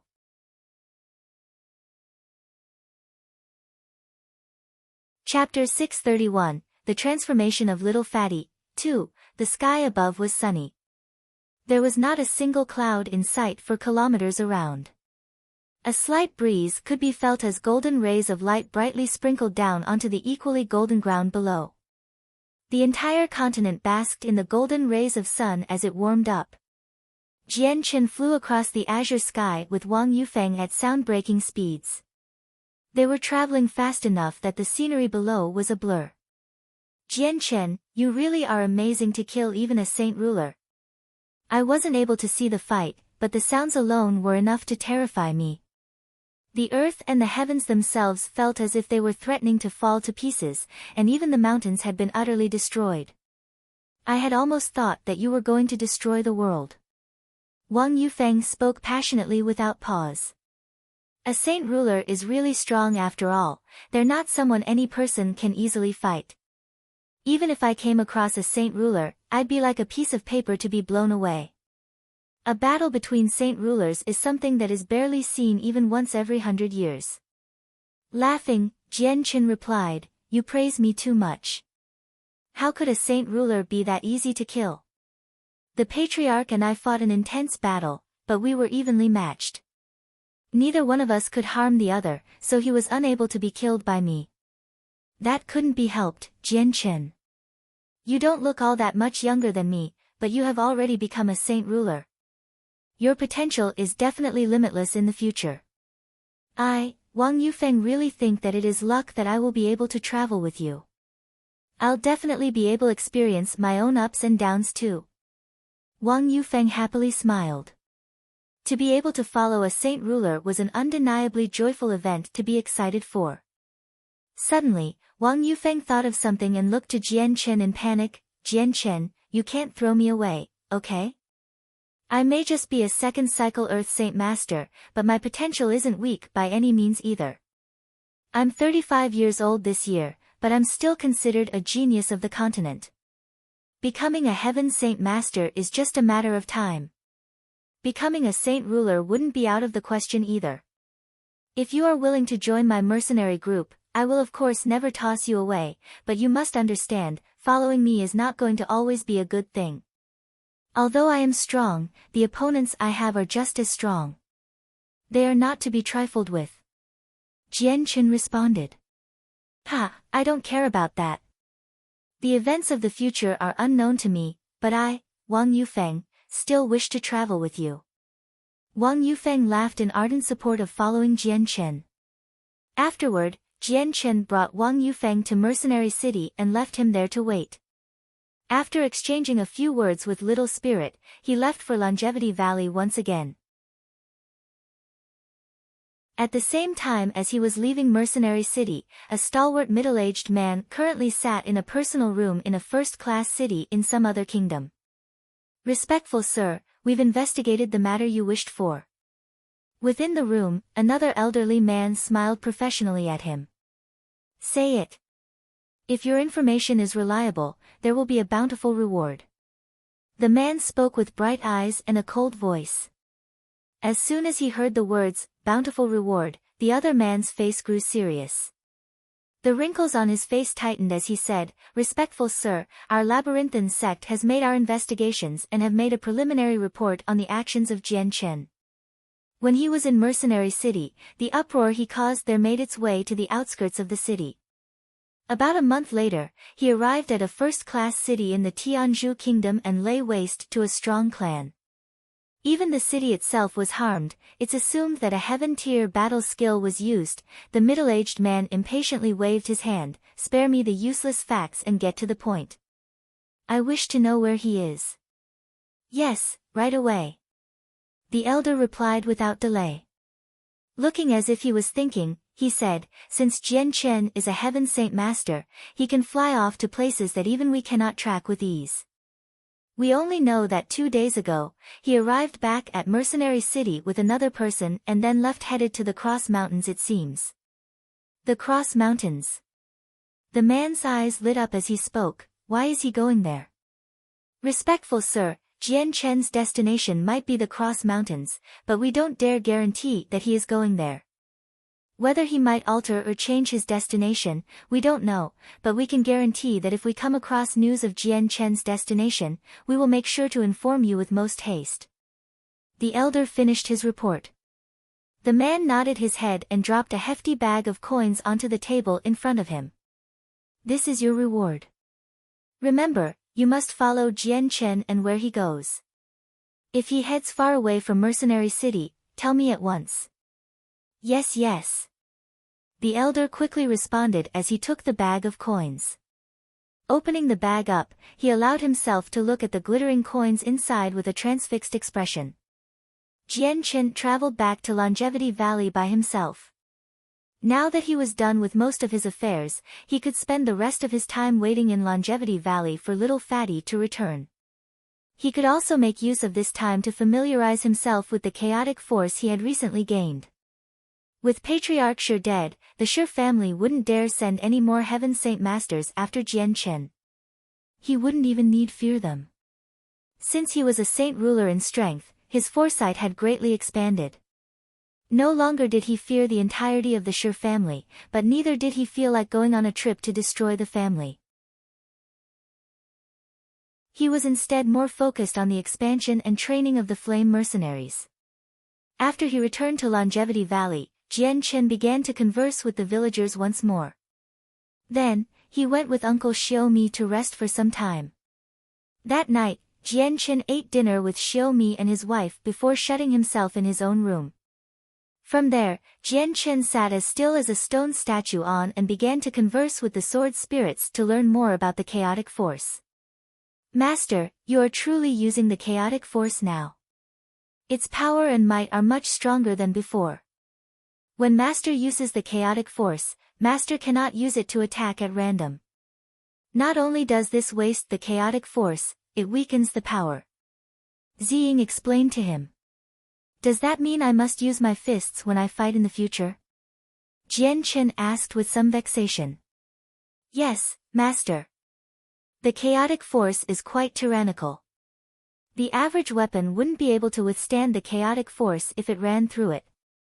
Without the azulate swords being forged, you must fight your enemies with your bare hands. Ziying answered. Master, you shouldn't be so worried. You just have to get enough materials to forge the azulate swords. Yin and Yang were born from chaos, and Ziying and Qingsua were evolved from this Yin and Yang. Ziying and Qingsua are extremely strong. As long as Master succeeds in forging the azulate swords, the swords will become extremely strong when combined with the chaotic force. From that moment on, no one in the world will be able to stop Master. Qingsua added. Qingsua's words caused Jian Chen's mind to race furiously with delightful thoughts. He was extremely impatient to forge the azulate swords, but the task of forging them left him with a feeling of annoyance. The materials to forge the swords were far too difficult to find. Who knew just how long it would take before he would be able to gather enough materials to make the swords? Master, a ruler armament would be able to sustain the power of chaotic force. Why not find a suitable ruler armament to use in the meantime? Ziying suggested. Yes, Master. A ruler armament should be strong enough to withstand the chaotic force. Until the azulate swords are made, Master can use a ruler armament as a replacement.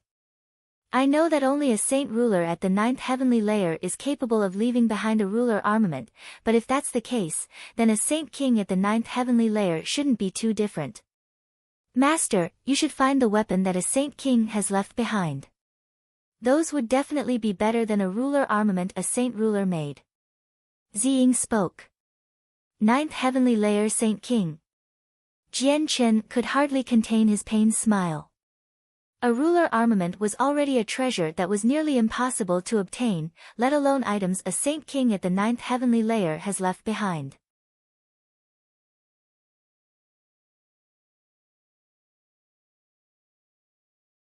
Chapter 632, The Transformation of Little Fatty. 3. Master, the chaotic force can destroy the world if there's enough. Your proficiency with the chaotic force can be considered subpar, but even now it's not something that a saint ruler could survive against. Unless Master gets to a higher level of proficiency with the chaotic force or perhaps forges the azulate swords, dealing with a saint ruler that can use the powers of space will be impossible. Ziying spoke. Jian Chen's eyebrows furrowed together. In other words, I have no ways of dealing with a saint ruler that can use the power of space. That may not be the case. Master, you've forgotten that movement skill you have, the illusionary flash. That movement skill embodies the laws of space. If Master were to comprehend it, then you will be able to understand the laws of space to some degree. Once that happens, even a saint ruler can be dealt with. Qingsua explained. Wouldn't that mean to say that I'll break through to become a saint ruler? Jian Chen suggested. Although he was a saint ruler in strength, he was not one in status or actual power. The powers a saint ruler wielded were not things he could do. This time, Ziying and Qingsua hesitated to answer for a moment. It was finally Qingsua who said, Master, our analysis of a saint ruler suggests that their understanding of the laws of space is far more comprehensive. The illusionary flash focuses purely on speed and disregards the other aspects of space. Saint rulers are using what is perhaps the power of the world itself, and that barrier they often use is likely a construct of the world's power given a form. Qingxua is correct. Master, according to what we know of the illusionary flash, it should be able to elevate your speed based on the principles of the laws of space and nothing else, but even that will be enough to deal with a saint ruler. Ziying spoke. Jian Chen pondered what they said for a few minutes before finally saying, "It seems that I just have to try and comprehend the illusionary flash." With a momentary pause, Jian Chen continued, "Ziying, Qingxua, I've already reached the minor achievement realm with the chaotic body. How much further away is the major achievement realm? If I reach that realm, would I be comparable in strength to a saint emperor? Which one of the two would be stronger?" Ziying and Qingxua both let out a peal of laughter in response to Jian Chen. "Master, you belittle the chaotic body far too much. You are only at the entrance of the chaotic body, and the path ahead of Master is a long one. There is no doubt that the major achievement realm would be vastly superior to a saint emperor. Master, the realms to the chaotic body aren't that clearly divided. There are far too few people that cultivate the chaotic body. They could possibly be counted on 10 fingers of 2 hands. Furthermore, there has been no one that has ever reached the major achievement, but for the sake of fully explaining the chaotic body to Master, we shall divide it up into 8 different parts. As of now, Master, you are only at the first layer." Ziying explained. Jian Chen was surprised to hear that. The very first layer of the chaotic body was enough to match a saint ruler. That would mean that once he reached the highest level of the chaotic body, his strength would be at an unbelievably frightening level. This thought filled Jian Chen with no small amount of joy. Afterward, Ziying and Qingxua both began to explain many of the more important points of the chaotic body to Jian Chen. No longer would Jian Chen be as ignorant of the chaotic body as he'd been, only knowing that the chaotic body was strong and nothing else. Jian Chen spent the following days in Longevity Valley. During the day, he would go to the forest and practice the illusionary flash. At night, he would stay within his room and try to comprehend the secrets of the illusionary flash. He hoped that he would one day make a breakthrough and become proficient enough to fight a saint ruler. The tiger cub hadn't stopped either. Day after day, it would eat and digest the heavenly resources that Jian Chen had been given from the Grand Elder of Mercenary City to increase its strength. Afterward, it would lay on the bed and sleep off the food. In the blink of an eye, Jian Chen had stayed in Longevity Valley for an entire month. During this 1 month, he had made a good deal of progress in his studies of the illusionary flash. Although he wasn't at a level of mastery where he could deal with a saint ruler, he had still reached a far greater level of mastery. Over the span of this 1 month, the tiger cub had made a breakthrough to become a Class 5 magical beast with the help of the heavenly resources. The elevation in its power also caused the tiger cub's outer appearance to undergo a transformation as well. It could still freely control the size of its body, and it remained its previous small size with its adorable cat-like appearance. Its pure eyes were still filled with a bright light that seemed to have a life of their own. In addition, the wings on its back had grown even more, making the tiger look even softer than before.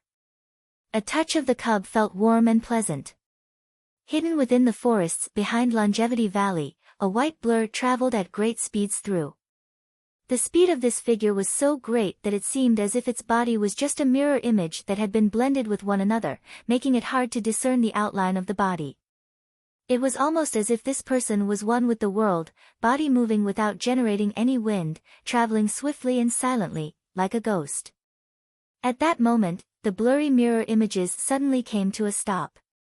As soon as the figure came to a stop, a young 20-something-year-old man wearing coarse clothes could be seen. It was Jian Chen. With his eyebrows perked, Jian Chen turned his hand to reveal an object. In it was a single piece of white jade that had silently cracked in two. When Jian Chen saw that the jade had split into 2 white halves, his face grew serious. Turning his hand, he ground up the remaining pieces of jade into dust, and let them fly into the air. With the dust gone, Jian Chen turned around and disappeared from the forest with such speed that it was hard to discern where he was headed. After returning to Longevity Valley, he went back to the room where the tiger cub was sleeping. After leaving the house, he headed straight to the field where Uncle Xiao Mi was working. As soon as he took several steps toward the field, the expression on Jian Chen's face suddenly changed. He hurriedly turned his head to the entrance of the valley. He could see a white blur traveling toward him from far away. Despite the distance, Jian Chen's eyes could clearly make out the blur. It was the distinct figure of a young man, an elderly man traveling through the air. Hey! Jian Chen, I'm back. You're here in the valley too. That's great. A loud voice called out from the air with great excitement. His voice was so loud that the entire valley heard it, giving everyone an idea of just who had returned. That's little Fatty, he's back. A middle-aged farmer cried out before tossing down his hoe to run with the others toward the village entrance. That's little Fatty's voice. The village elder has to be back too. From the fields, another middle-aged woman paused her actions to look into the air. When she saw two figures slowly descend from the sky overhead, a slightly reverent but admiring expression appeared on her face. The figures in the sky slowly came to a stop on the ground in front of Jian Chen. Of the two, one was Elder Xiao and the other was a young stalwart youth right next to him. The youth was filled with a boastful aura, but Jian Chen could barely make out the hint of a bloody scent on him. This was the appearance of a young man who had experienced a path of massacre, a trial by fire, and a near-death experience. Staring at the young man in confusion, Jian Chen could hardly believe his eyes. The young person in front of him was really the little Fatty he knew from before. The difference between him now and before was simply far too astonishing. It was practically impossible to recognize it was the same person.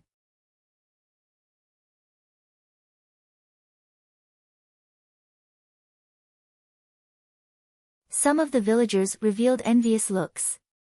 AI. The plain-robed Elder Xiao heaved a heavy sigh to the sky. I didn't wish for little Fatty to be entangled with the matters of the outside world. I wanted him to live a life of peace here, but Jian Chen's sudden arrival brought him dreams of traveling. Whether this is a blessing or curse, I'm not sure. Father, we should be approving of little Fatty's wish to travel the outside world. Little Fatty will become wiser with this trip. Remaining in the village will only stifle little Fatty's talent, and only with this journey will little Fatty's true potential will be drawn out. Perhaps little Fatty will one day become strong enough to set down a basis of strength to replace even you, father. Xiao Mi spoke. Elder Xiao shook his head, no. I won't hand over my responsibilities to little Fatty. This is only a cumbersome burden, and no matter how talented little Fatty is, he is unsuited for this responsibility. Why, father? It can't be a matter of strength. Xiao Mi protested. Elder Xiao sighed with a bit of a pained groan. Your mother died because of the Bloodsword sect. Before her passing, she made me swear to not interfere with the continent. So from then on, I sought a quiet place to hide away, like the rest of the hermit clans. A place to live out the rest of my life in peace. No matter how strong a person's cultivation becomes, they will still end up as skeletons. Nothing but a false name is left after that.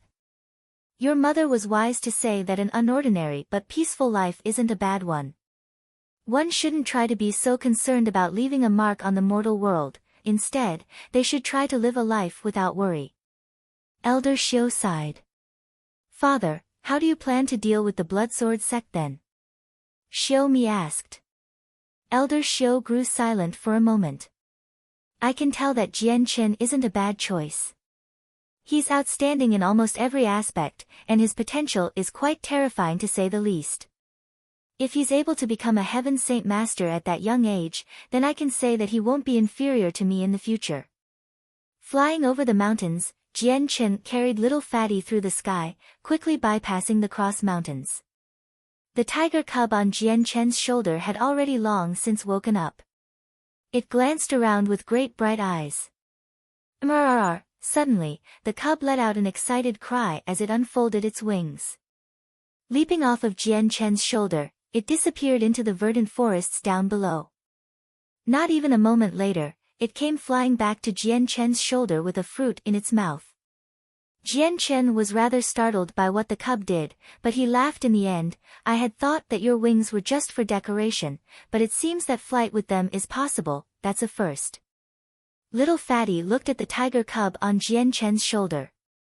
"Jian Chen, I can tell that this cub is very strong. Is it a Class 5 magical beast already?" "Correct. It became a Class 5 magical beast cub several days ago." "Little Fatty, I recall that you've never seen a high-class magical beast before. How were you able to tell the cub's strength?" Jian Chen asked curiously. Little Fatty laughed. "At one point Grandpa took me to some strange place where I had to kill all sorts of magical beasts time after time. I'm familiar with a Class 5 magical beast now, so it's only natural that I know how strong it is." At that moment, Jian Chen's face grew grim and his body came to a sudden halt in the middle of the air. His face also darkened for some strange reason.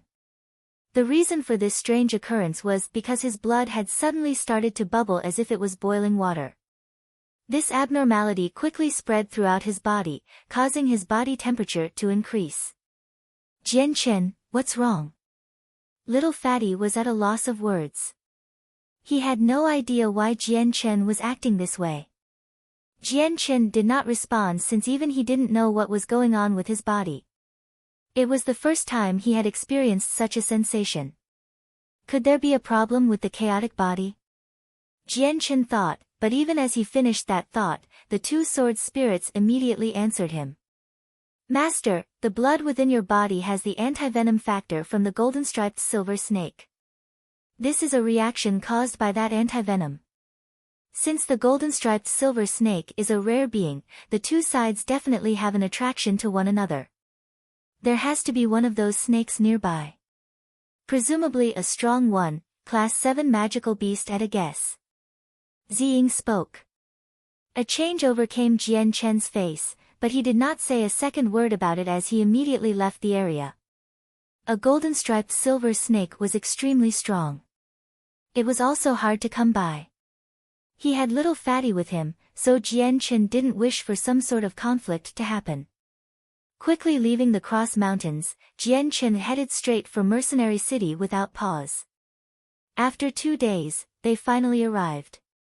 As soon as he entered the city, Jian Chen headed straight to the inn where Wang Yufeng and Patriarch Jetta were residing. Exchanging several words with Wang Yufeng, he introduced everyone to one another. However, he did not divulge Jetta Tai's identity and gave a careless introduction when it was his turn. After the introductions were made, Wang Yufeng and Little Fatty became quick friends. Soon enough, they were laughing and chatting with one another as if they had always been friends. Jian Chen took Jetta Tai to another room to talk. After giving several heavenly resources to the tiger cub to let it fall asleep, he said to Jetta Tai, "Come with me to the Cross Mountains." "What? The Cross Mountains?" Jetta Tai cried out loud with great fear. Refusing Jian Chen, he said, "Out of the question. That is a forbidden zone to even the strongest of the continent. One couldn't go there unless one was a Saint King." Knowing that Jetta Tai was afraid, Jian Chen explained, "Rest assured, we won't be going deep inside, it'll only be the outside perimeter. I know the dangers of the mountains, so we won't be going to our deaths." Knowing that they wouldn't be going to the depths of the mountains, Jetta Tai sighed in relief. "As long as we don't go too deep in and don't cause too much trouble, that's fine. But what in the world are you going there for? There's no time to waste. Come with me for now. You'll understand when we get there." Jian Chen placed the sleeping cub on the bed and turned around to leave the room with Jetta Tai right behind him. After leaving the room, Jian Chen mentioned to Wang Yufeng and Little Fatty that he and Jetta Tai would be leaving Mercenary City. After that, they rushed to the Cross Mountains.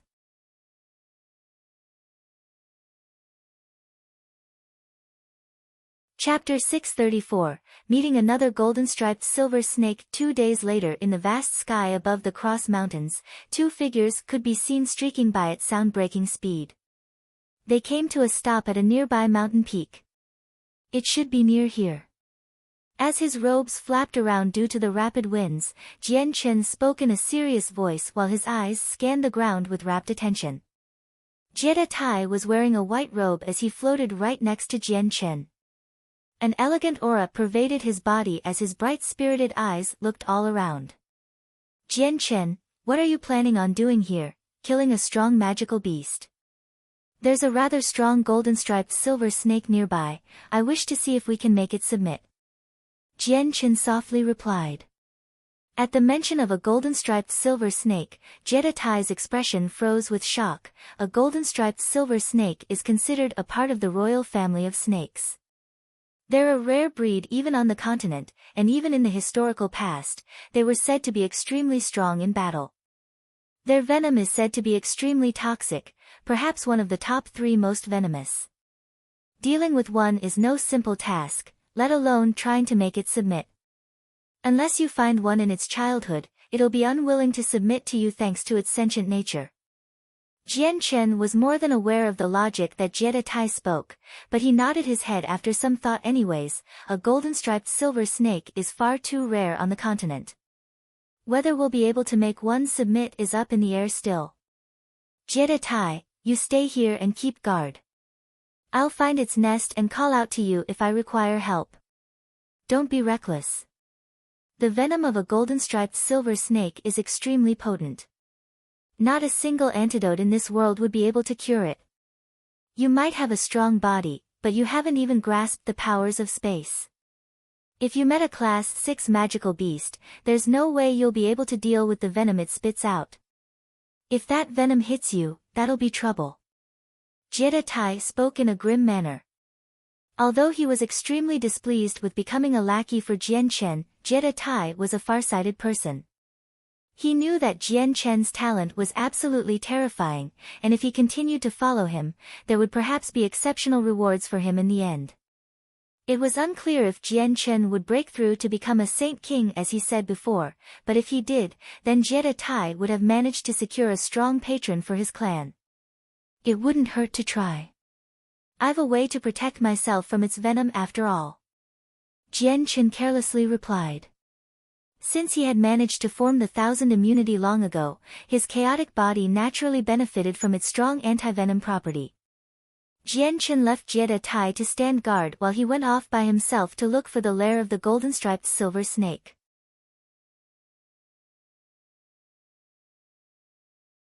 Thus, Jian Chen had been able to keep the corpse in his ring without it ever decaying, keeping it as fresh as the day he killed it. As soon as the golden-striped silver snake saw the carcass of its own kin in Jian Chen's hand, its eyes immediately revealed a bright gleam. There was a flash of gold as its body sprung toward Jian Chen's. It snapped its jaws to try and take away the carcass. Smiling, Jian Chen used the illusionary flash to travel several meters away to dodge the surprise attack of the snake. With a shake of his hand, the carcass of the dead snake was returned to his space ring. Hiss! The snake's tongue flicked from its mouth as its entire body disappeared once more in a flash of gold. It shot toward Jian Chen again. Its mouth opened wide to show off its sharp teeth as if to tear away Jian Chen's throat. Allowing the chaotic force to cover his body with a single thought, Jian Chen made use of the defensive might of the chaotic body to form a fist with his hand. He then punched the snake head-on. Bang! There a muffled sound appeared when the fist connected with the snake. The entire cave shook unsteadily from the power, but Jian Chen's fist remained unharmed. The snake, on the other hand, was sent flying away. It smashed against the wall behind it, leaving behind a giant crater. After this single exchange, the golden-striped silver snake realized that Jian Chen would not be as easy to deal with as it initially thought.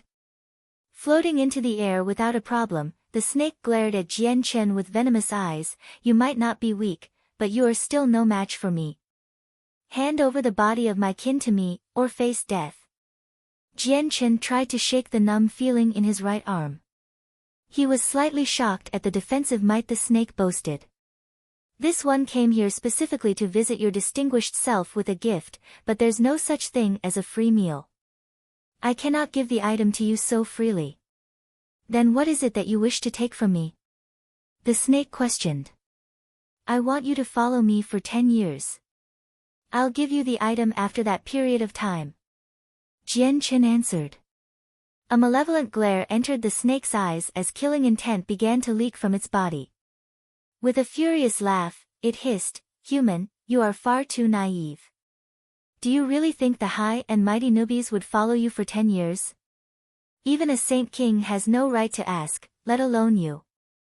Jian Chen laughed in return, I presume you know, far more than I do, that the carcass of your own kin is extremely important to you. A golden-striped silver snake is a beast of antiquity. Even its body is filled with strange oddities. What separates one from any other regular magical beast is that it can devour its own kin to evolve. Not only does your strength increase, even your fighting strength is elevated. It's unfortunate that golden-striped silver snakes are extremely rare on the continent. Meeting one is already hard enough. I'd say this puts an end to your hopes of devouring another one of your kin to increase your strength. So, the carcass that I hold should be an unbelievable chance for you. Although it was a Class 3 magical beast when I killed it, it should still be a benefit to you. I will give it to you in exchange for 10 years of your time. You have nothing to lose and everything to gain.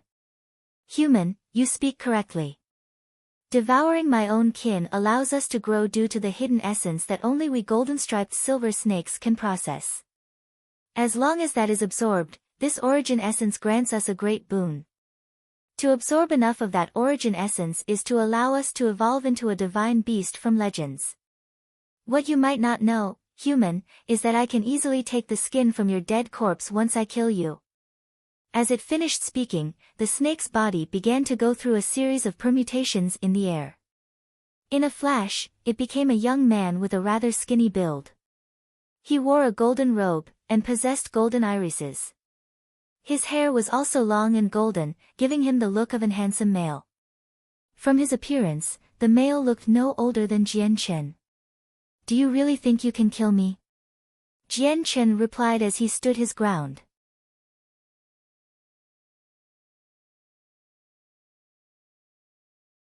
Chapter 635, The Great Newbies. Jian Chen's words were clearly meant to provoke the golden-striped silver snake, a snake that held a mighty position as royalty of all snakes. The golden eyes of the snake in human form gleamed scarlet for a single second as killing intent exploded from its body.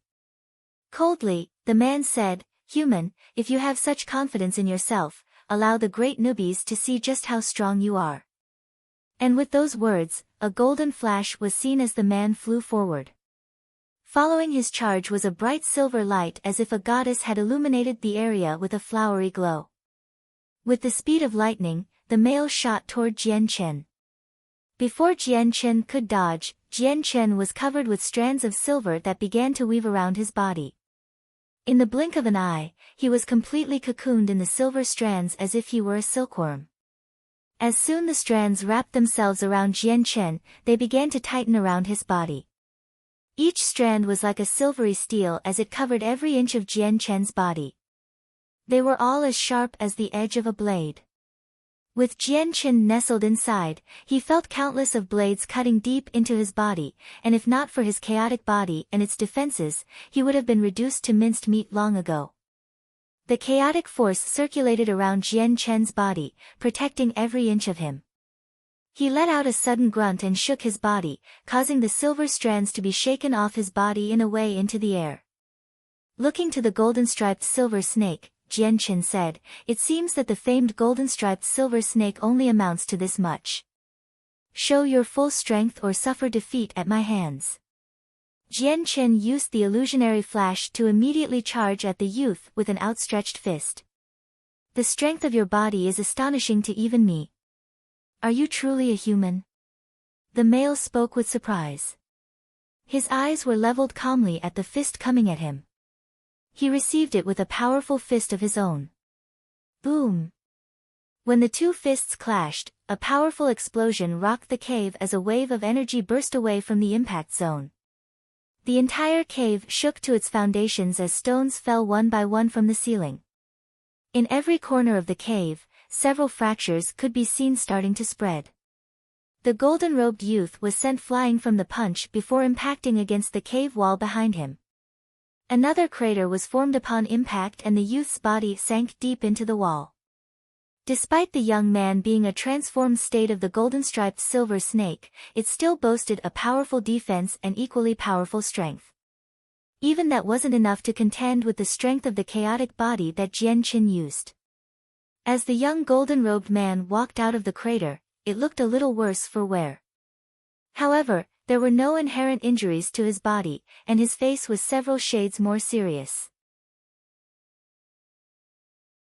He no longer showed that previous disdain for Jian Qin.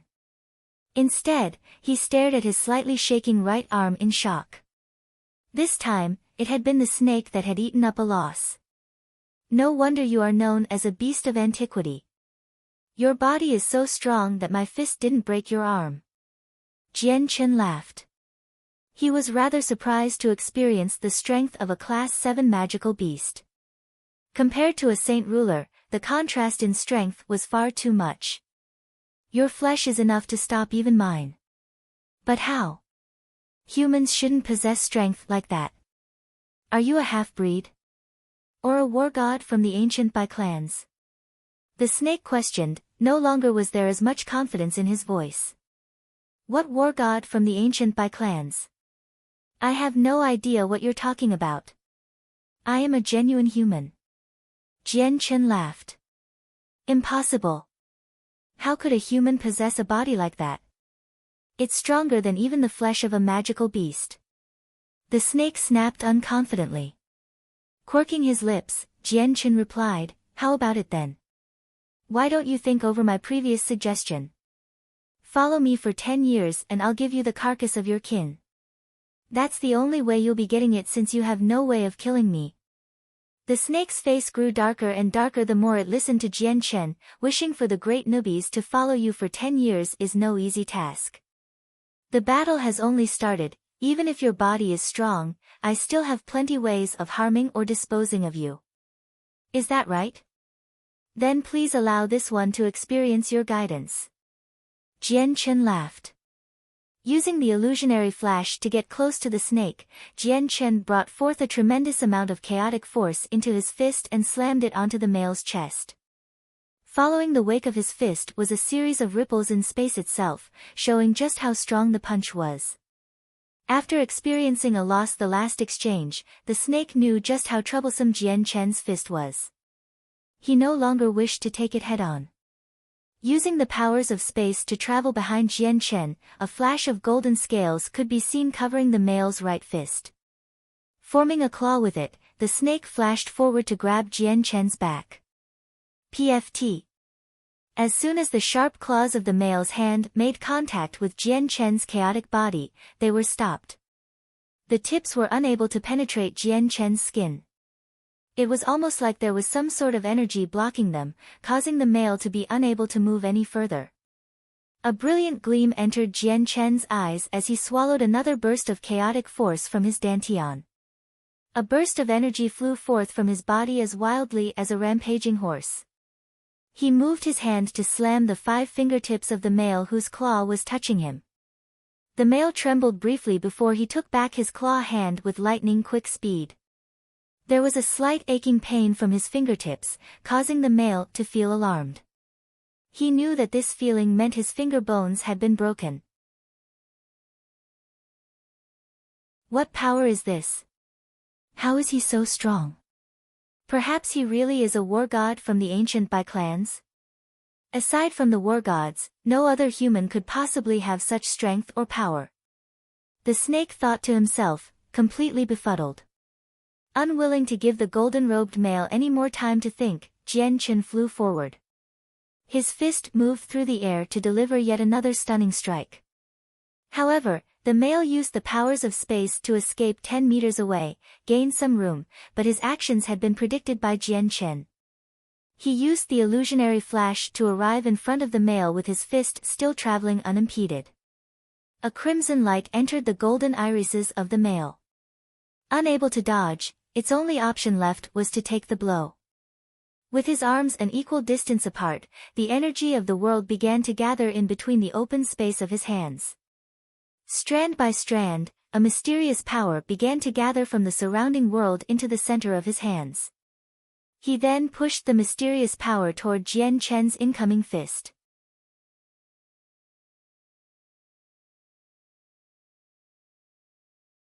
Chapter 636, the penultimate compromise. The golden-robed youngster's worldly energy-filled fist clashed with Jian Chen's chaotic force-filled fist, but not a sound could be heard. Instead, a tremendous wave of energy splashed out and ravaged the area. The cave itself collapsed, reduced to rubble.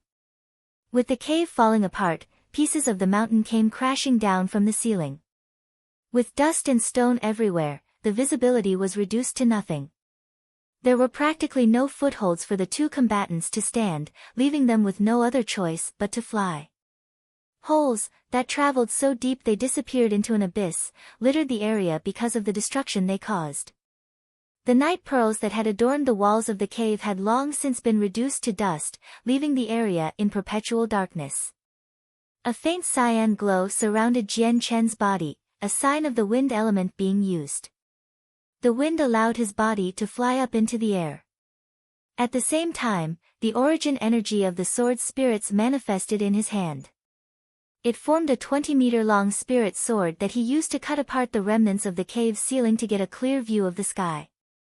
Similarly, there was golden glow around the other male. Turning back into a 2-meter-long golden snake, it flashed into the air in a golden blur, and broke straight through the cave's ceiling to reach the open sky above. After freeing himself, he turned back into his human form. In just a few seconds, Jian Chen and the golden-robed male had gone from a fight in the cave to a fight in the sky outside. Far below them, the previously giant mountain sank down into itself. The forest was ravaged several dozen kilometers around the cave as if doomsday had struck. A white figure watched the spectacle in the sky from far away.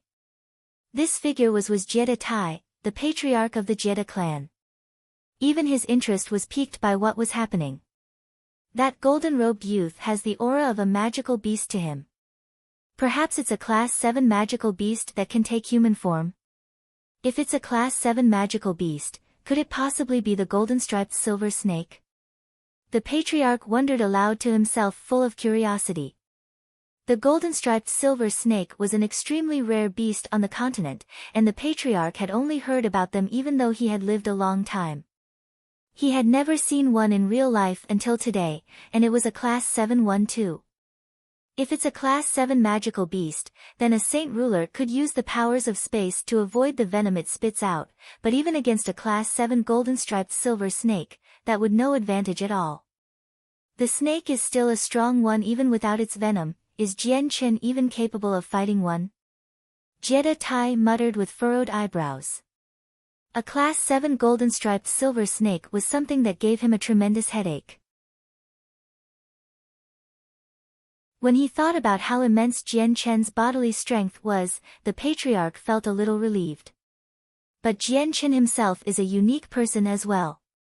His defenses are an absolute abnormality, and even my strongest blows were unable to leave lasting injuries. I can see that this golden-striped silver snake has reached the 6th heavenly layer. It will be hard for it to hurt Jian Chen, but still, stories of meeting a Class 7 golden-striped silver snake would be taken as the ravings of a madman. Countless of kilometers away, Jian Chen and the golden-robed man stood an equal 100 meters away from one another in the sky. Jian Chen had a very calm look on his face. The other male was staring at Jian Chen with a rather grim but concentrated look. This Jian Chen in front of him was a hard enemy to fight. Although the snake himself was a very strong creature with equally strong defenses, he found it very difficult to strike down this foe to take the carcass of his dead kin. What gave him the biggest headache was the fact that Jian Chen had managed to gain the 1000 immunity, making him immune to even his venom. A Class 7 magical beast was far stronger than a Class 3 magical beast, but the venom was still unable to harm Jian Chen. You should understand by now that you cannot kill me nor can you steal away what I own. The only way to earn it is by following me for 10 years. 10 years is nothing to a being like you. It's an infinitesimally small loss with extremely huge returns. Take your time to consider it. Jian Chen goaded. Growing silent, the golden-robed man stared ahead with bright eyes that gave no hints to what he was thinking. After waiting for some time, Jian Chen said, I have very little time to waste around here. I'll give you a few more moments to think. If you're still unwilling, I'll be taking my leave with this item, taking away your only chance of earning this treasure. If I step back into the human world, you'll be hard-pressed to find me. The fists of the golden-robed man clenched as hints of scarlet entered his eyes. Just faintly, a strong urge to kill could be felt radiating from him. Sensing the killing intent of the snake, Jian Chen sneered, I know that your true strength isn't just this, but you've experienced how strong my body is firsthand. You cannot kill me. You cannot wound me. If I wish to leave, you have no way of stopping me, and to reinforce the matter, I've another strong companion nearby. Human, I am a being of the magical beasts. Would my travels with you in the human world not cause you to fear the troubles that accompany me? The male spat. Shaking his head, Jian Chen replied, there are plenty of magical beasts living in the human world, many of them are strong. I know there is a treaty between the strongest of the human world with your magical beast clans, but this only applies to those of the Gilligan clan.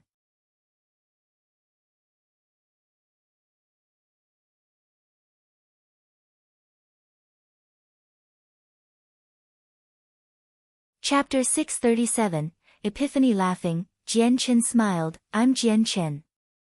You can call me by that name from now on. Your name is Nubis, I take it. I'll be calling you that from now on as well. The completion of his mission made Jian Chen extremely happy. After exchanging several happy words with Nubis, the two enemies became a group that would later be fighting shoulder to shoulder in battle. Jian Chen and Nubis flew toward Jetta Tai, who was waiting for them several kilometers away in the air. When Jian Chen saw the astounded look on the patriarch's face, he couldn't help but give a wry grin. From now on we are all part of a family. Allow me to introduce everyone then. This is the Class 7 golden-striped silver snake, Nubis. This is a saint ruler, Jetta Tai. The great Nubis. The male corrected Jian Chen in dissatisfaction. It is an honor to meet you, the great Nubis. Up against a golden-striped silver snake, Jetta Tai did not desire to be negligent of his manners. He made sure to cup his hands in respect. While he was calm on the outside, his mind was in disarray. In truth, he found it hard to believe that Jian Chen had managed to make a foe like the golden-striped silver snake submit to him, especially since a Class 7 magical beast was by no means easy to fight.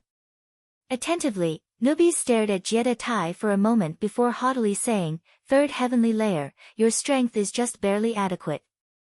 A series of color changes washed over Jetta Tai's face at those words. He was angered by the words of Nubis, and if it were a human saint ruler that had said them, then he would have immediately become hostile. However, just thinking about how different a golden-striped silver snake was, he had no other choice but to quash his anger down enough for it to not show on his face. He didn't have the 1000 immunity, which could negate the snake's venom, like Jian Chen did. The venom from a Class 7 magical beast was far more than what Jetta Tai could take. The great Nubis, sire, this one will be a comrade in arms in the upcoming times with you. I hope that you and him will be able to get along and avoid any conflict. Jian Chen spoke. He felt rather unhappy at the contemptuous words Nubis said when he spoke to Jetta Tai. Although Jetta Tai was his lackey now, he was still a saint ruler that brokered far too much power and dignity to be ridiculed. Very well then. Nubis shrugged his shoulders. He was a being that was inherently proud, so it was only when Jian Chen asked that he would bother trying to tone it down. Jetta Tai felt slightly relieved when Jian Chen spoke. A simple phrase caused Jie Tai to look at Jian Chen in a slightly better light. Now he was a little more accepting of his lowly status. Afterward, the three of them didn't bother to stay in the area much longer. They flew toward Mercenary City. Not too long after the three left, a purple-robed elder appeared out of nowhere. His eyes stared at the three retreating figures as he muttered to himself, "Only a year has passed since I last saw him, yet Jian Chen's strength has already progressed so much that even that little snake cannot harm him. How truly astounding, but how is his body that strong? Is he really a reincarnation of one of the war gods from the ancient clans?" Thinking for a moment, the elder then shook his head. His body and the special characteristics of the war gods of the past are completely different. He must have used some sort of secret technique to gain such a strong physique. If a fifth heavenly layer saint ruler is unable to inflict a mortal wound on him, then it seems that I'll be able to feel at ease while little fatty travels with him. He will be able to achieve the goals I have for him soon enough, I hope. At this, the figure of the elder gradually faded away from the world. In the end, his body could no longer be called the body of a human. It was more like a construct made from the powers of the world. For 2 days, the three men traveled back to Mercenary City in a hurry. However, only Jie Tai and Jian Chen had entered the city while newbies stood 1,000 meters away from the barrier. Mercenary City prohibited any high-class magical beasts from entering. It only allowed mounts free entry. Jian Chen was worried something had happened back at home since his half of the jade slip had broken. Thus, instead of staying in Mercenary City for a moment longer, Jian Chen directed Little Fatty and Wang Yufeng to hurry out to regroup with newbies. As Jian Chen approached newbies once more, the snake gave a sudden start. Both of his eyes swung to the tiger cub that was resting on Jian Chen's shoulder with a look of absolute shock. "I am, impossible. It has appeared once more in this world." As soon as he saw the tiger cub, newbies immediately cried out without a single bit of his previous regal dignity to be heard. Despite the tiger cub being only a weak class 5 magical beast that newbies would normally disregard, the origins of the cub were something overwhelmed newbies. The power that ran through the bloodline of the tiger cub was far too massive. Newbies swore that not once in his life had he ever felt such a domineering pressure. Even a Class 8 magical beast, the magical beast equivalent of a Saint King in the human world, would not be able to force newbies to feel this very intense, dreadful pressure. It was a pressure that shook his soul to its very core so that he wouldn't dare rebel. In fact, he even felt the urge to kneel down on his knee to swear his allegiance to the cub. As a golden-striped silver snake, Newbies was a Class 7 magical beast that knew plenty of the world. He understood just what sort of existence this magical beast was to possess such tremendous power. Combined with the special characteristics of the cub, Newbies was sure of its true identity, but even still, he was completely dumbfounded by the revelation. Jian Chen could tell that Newbies had learned the truth of the tiger cub's identity from his reaction, but this outcome was something he had expected. Thus, he was not surprised. "Oh, great Newbies, I hope that you'll be able to safeguard this secret." Jian Chen discreetly spoke to him. Still not yet fully recovered from his shock, Newbies continued to stare at the sleeping tiger cub a moment longer before looking at Jian Chen, "Does this mean you know its identity?" Jian Chen nodded his head, but the proximity of Jie Tai, who was carrying Wang Yufeng and Little Fatty, made Jian Chen pull Newbies away before he whispered, "Great Newbies, the winged tiger god is a divine beast of antiquity. It'll definitely become the true king of the magical beasts in the future, but since it is a cub, now would be the best time to foster friendly relations with it. This for you is a great opportunity. I believe you understand just how terrifying the winged tiger god is." Newbie's eyes filled with a bright light while he clenched his fists. He wasn't an ignoramus. Jian Chen's words left him to ponder to himself even more than before. He knew that this was a once-in-a-lifetime event that he couldn't possibly hope to miss. The strength of a winged tiger god was something that far surpassed any human he knew of. In the case that the winged tiger god matured fully, not a single force in this world would be able to stop it. Worry not, I know what must be done. Newbies reassured Jian Chen. Letting out a sigh of relief, Jian Chen smiled, let's go then. Afterward, Jian Chen and the others traveled toward the Qinhuang kingdom. Newbies had been very quick to regain his regular calm, but every so often, as they traveled through the sky, his eyes could be seen lingering on the tiger cub with a hint of fear. Newbies' earlier loss of composure had been noticed by Jie Tai. He now kept his eyes on the tiger cub on Jian Chen's shoulder. He had noticed the cub earlier but had took it to be a small cub that Jian Chen was fostering. Thus, he didn't bother wasting any thoughts about it, but Newbie's reaction made him realize he was a bit too hasty when he made his evaluation.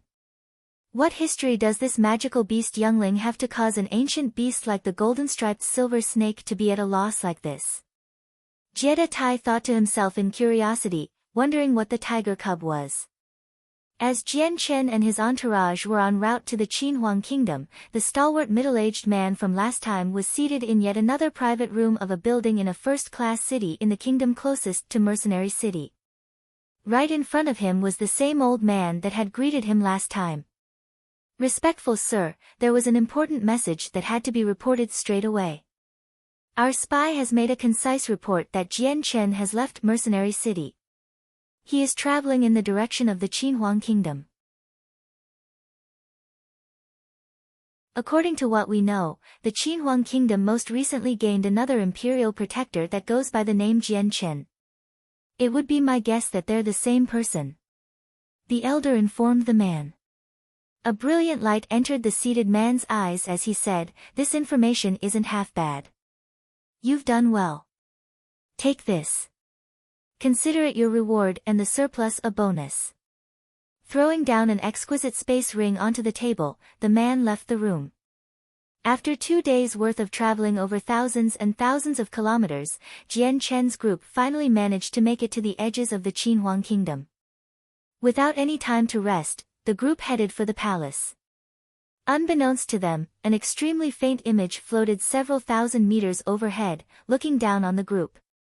This image looked similar to the middle-aged man, but his face was extremely sinister. Winged Tiger God, I've finally found you. The man excitedly spoke.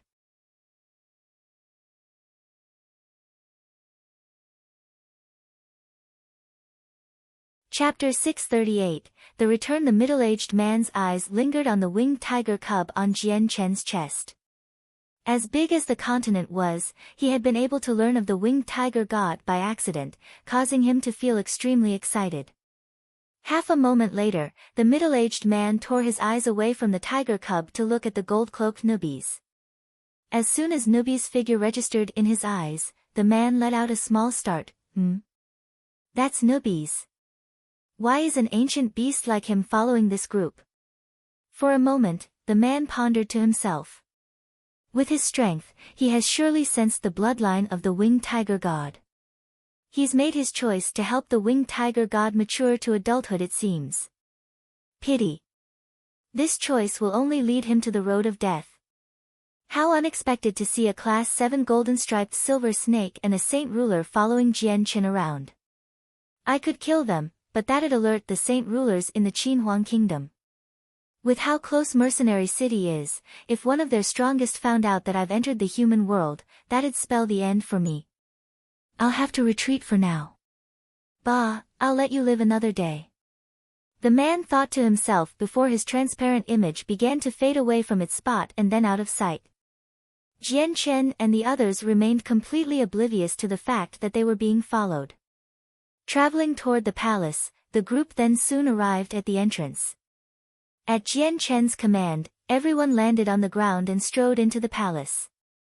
As an imperial protector, Jian Chen was a figure that was known to everyone. Not a single person moved to stop him, they instead bowed from their waists while they stood off to the side. Simultaneously, four enormous bursts of energy resonated from within the palace as if 4 ancient beasts had awakened from their slumber. The entire area was filled with this aura, almost freezing time itself. 4 figures could be seen flying from each corner of the palace into the air above, and behind them, a crack in space itself could be seen. It was as if they were traveling within space instead of air. With unbelievable speed, the 4 figures surrounded Jian Chen and the others. Jian Chen pays his respects to the 4 seniors. Jian Chen spoke with a calm smile to the ones around him. Since he knew that these 4 were the imperial protectors of the Qinhuang kingdom and were saint rulers, he could speak without fear. In fact, he even knew 2 of the 4 already. Jian Chen, it's you. One of the middle-aged men spoke in surprise. Turning his eyes to the golden-robed nubis and Jiedatai, his eyebrows furrowed together. Jian Chen, who are these 2? With his strength, he could sense that the 2 figures in front of him were also saint rulers.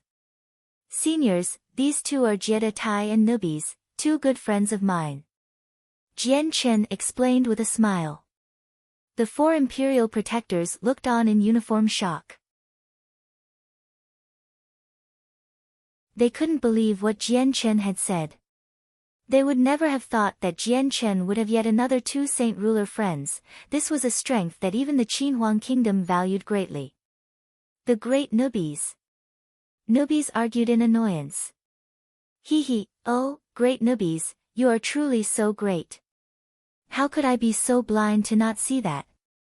Wang Yufeng cajoled from the side. As soon as Wang Yufeng spoke, nubis took the words as a personal attack and insult to his pride. To hear this from an insignificant ant that hadn't even yet lived for a fraction of his life, nubis' inherent pride felt greatly insulted. Nubis' face darkened several shades as a hint of crimson light entered his eyes. An intimidating aura began to leak from his body. It moved toward Wang Yufeng before nubis grabbed Wang Yufeng's throat with a hand. Youngster, nubis started coldly, do you even wish to live if you mutter these words? Do you not think the great nubis will not kill you where you stand right now? Wang Yufeng found it impossible to escape or even move because of the death grip that nubis had on his throat. A feeling of suffocation began to well up from his body. He started to feel as if he was on the verge of death. What had been even more terrifying was the fact that nubis' eyes were scarlet, adding yet another factor of anger that struck fear into Wang Yufeng. Nubis, what are you doing? Let go of him. Jian Chen barked out. The light in his eyes hardened as if to become as sharp as the blade of a sword. Nubis' actions had startled even Jian Chen since Wang Yufeng was a member of their party instead of an enemy. Nubis turned an eye to look at Jian Chen and shrugged, youngster, for the sake of giving some face to Jian Chen, I'll spare your life. You will not speak to me with such a tone in the future. Remember that. Or else I, the great nubis, will not hesitate to kill you no matter how good of a friend you are to Jian Chen. Nubis released Wang Yufeng's throat, allowing his captive to drop to his knees and gasp for breath. Wang Yufeng's entire body was entirely drenched with sweat because of the previous situation. You're not a human, you're a magical beast. One of the imperial protectors spoke. When Nubis released his aura, all 4 of the imperial protectors had been able to recognize his true identity. Are you of the Gilligan clan? Another imperial protector asked. After he asked his question, the other 3 imperial protectors froze for a fraction of a second. Nubis gave a level stare at the 4 imperial protectors in front of him and proudly said, don't take the great nubis for a being from the Gilligan clan. There is nothing between them and the great nubis. For seniors, please don't misunderstand. Nubis may be a magical beast, but he isn't a member of the Gilligan clan. He is a friend of mine and is by no means an outsider. Jian Chen explained. Although he was unhappy with the fact that Nubis had let loose his arrogant attitude, it was far more pertinent to explain the situation and the relationship between Nubis and him or else risk a misunderstanding. If that's so, then he's no outsider to us as well. The 4 imperial protectors sighed in relief. However, in their hearts, they were curious how Jian Chen had been able to make friends with such a powerful magical beast.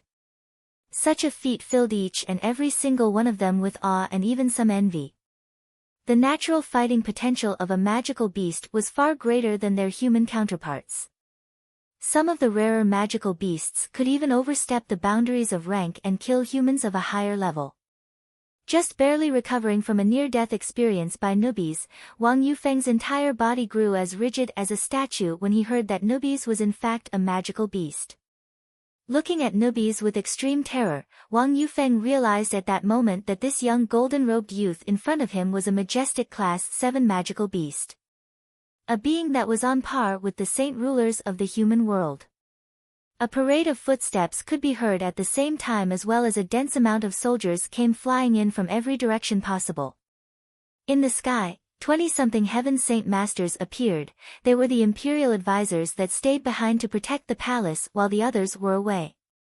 These imperial advisors had clearly been startled by the outburst of strength from the 4 imperial advisors when they had made themselves known.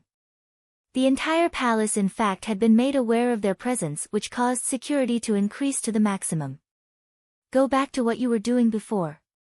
One imperial protector commanded with a calm voice that traveled into the ears of all the soldiers there. The dense crowd of soldiers soon trickled back into the palace as if they were water.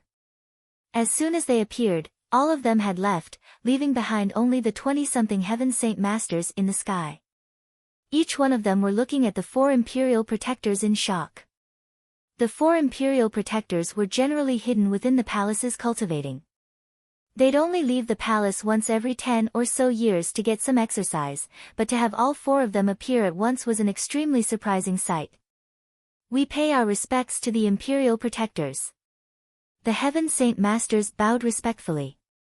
One of the imperial protectors waved his hands and replied, "You may leave." Yes. The 20 heaven saint masters replied before glancing curiously at the entourage behind Jian Chen. Silently withdrawing, each one of them was extremely curious despite their calm demeanors. These strangers had been enough to startle even the 4 imperial protectors. This meant that these strangers were definitely important people. Jian Chen, I heard that you came across some trouble while in Mercenary City. Although we wanted to help you, the Qinhuang Kingdom was facing some dangers that we had to address. Thus, we could spare no time to help. We hope that you won't take offense to that. An imperial protector apologetically smiled at Jian Chen. It didn't matter if it was the feat Jian Chen had accomplished back in Mercenary City or the fact that 2 saint rulers were traveling with him, the 4 of them couldn't risk mistreating Jian Chen right now. A great big smile appeared on Jian Chen's face before he began to make conversation with the 4 imperial protectors. After several words, he got to the main problem at hand. Seniors, something is happening back within my homelands, so I must hurry back there right away. If we may speak another day. That's fine, we won't take up Brother Jian Chen's time any longer if that's the case. Afterward, Jian Chen and the 3rd prince, Qin Ji, managed to say their goodbyes. Then the 4 imperial protectors led Jian Chen's group to the space gate where they would leave the kingdom from.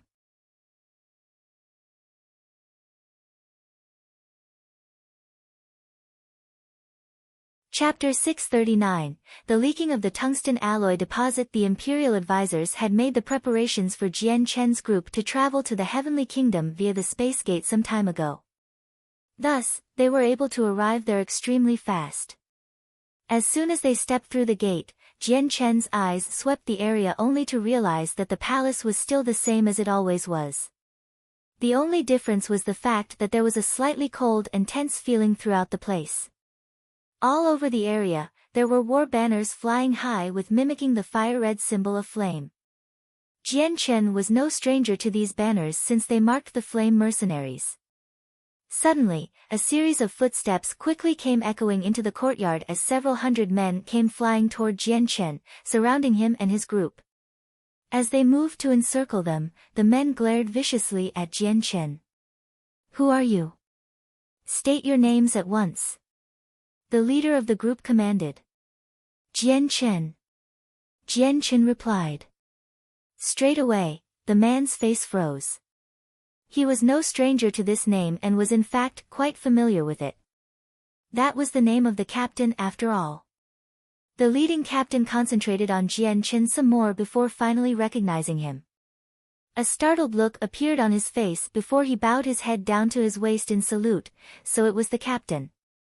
Your subordinate would have no eyes if I was unable to recognize the captain, please forgive this one. The people around the captain recognized Jian Chen by this point as well. An immediate change overcame each and every single one of them, causing them to bow. We pay our respects to the captain. Several hundred voices called out at once, breaking the monotonous silence in the palace. Hence, the entire palace now knew that Jian Chen was here, causing everyone to file toward his position. A faint azure glow made itself known as a young figure in white flew toward Jian Chen. When he came to a stop in front of him and saw Jian Chen's face, the figure smiled widely. Jian Chen.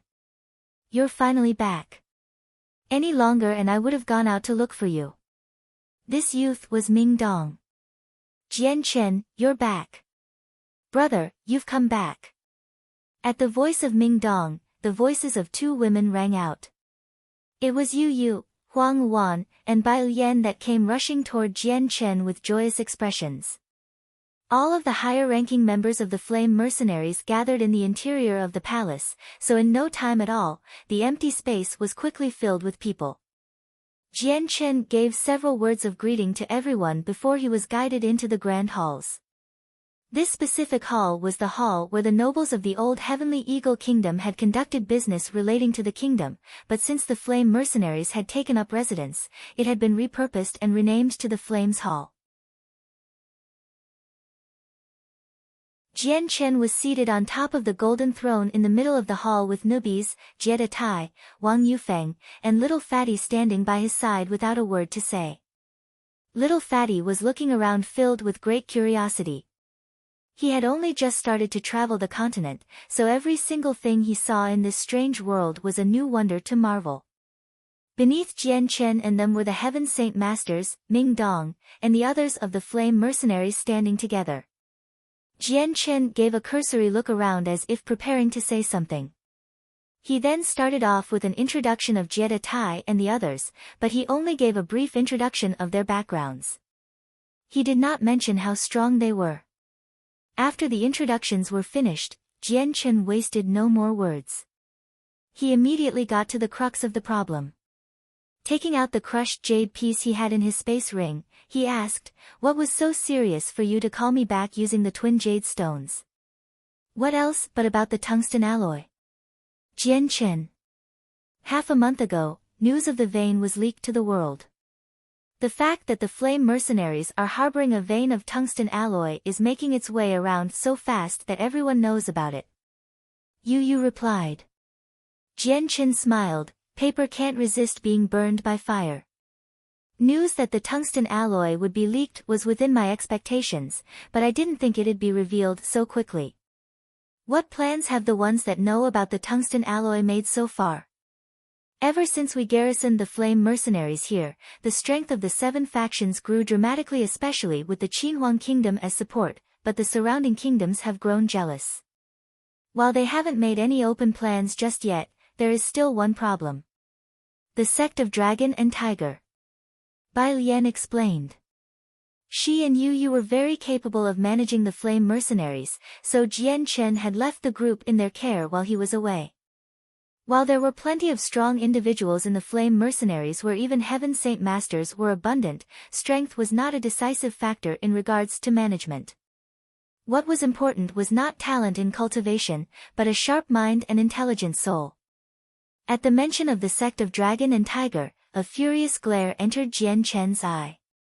He could still remember the saint ruler of that sect had done to him, and he would never forget it either.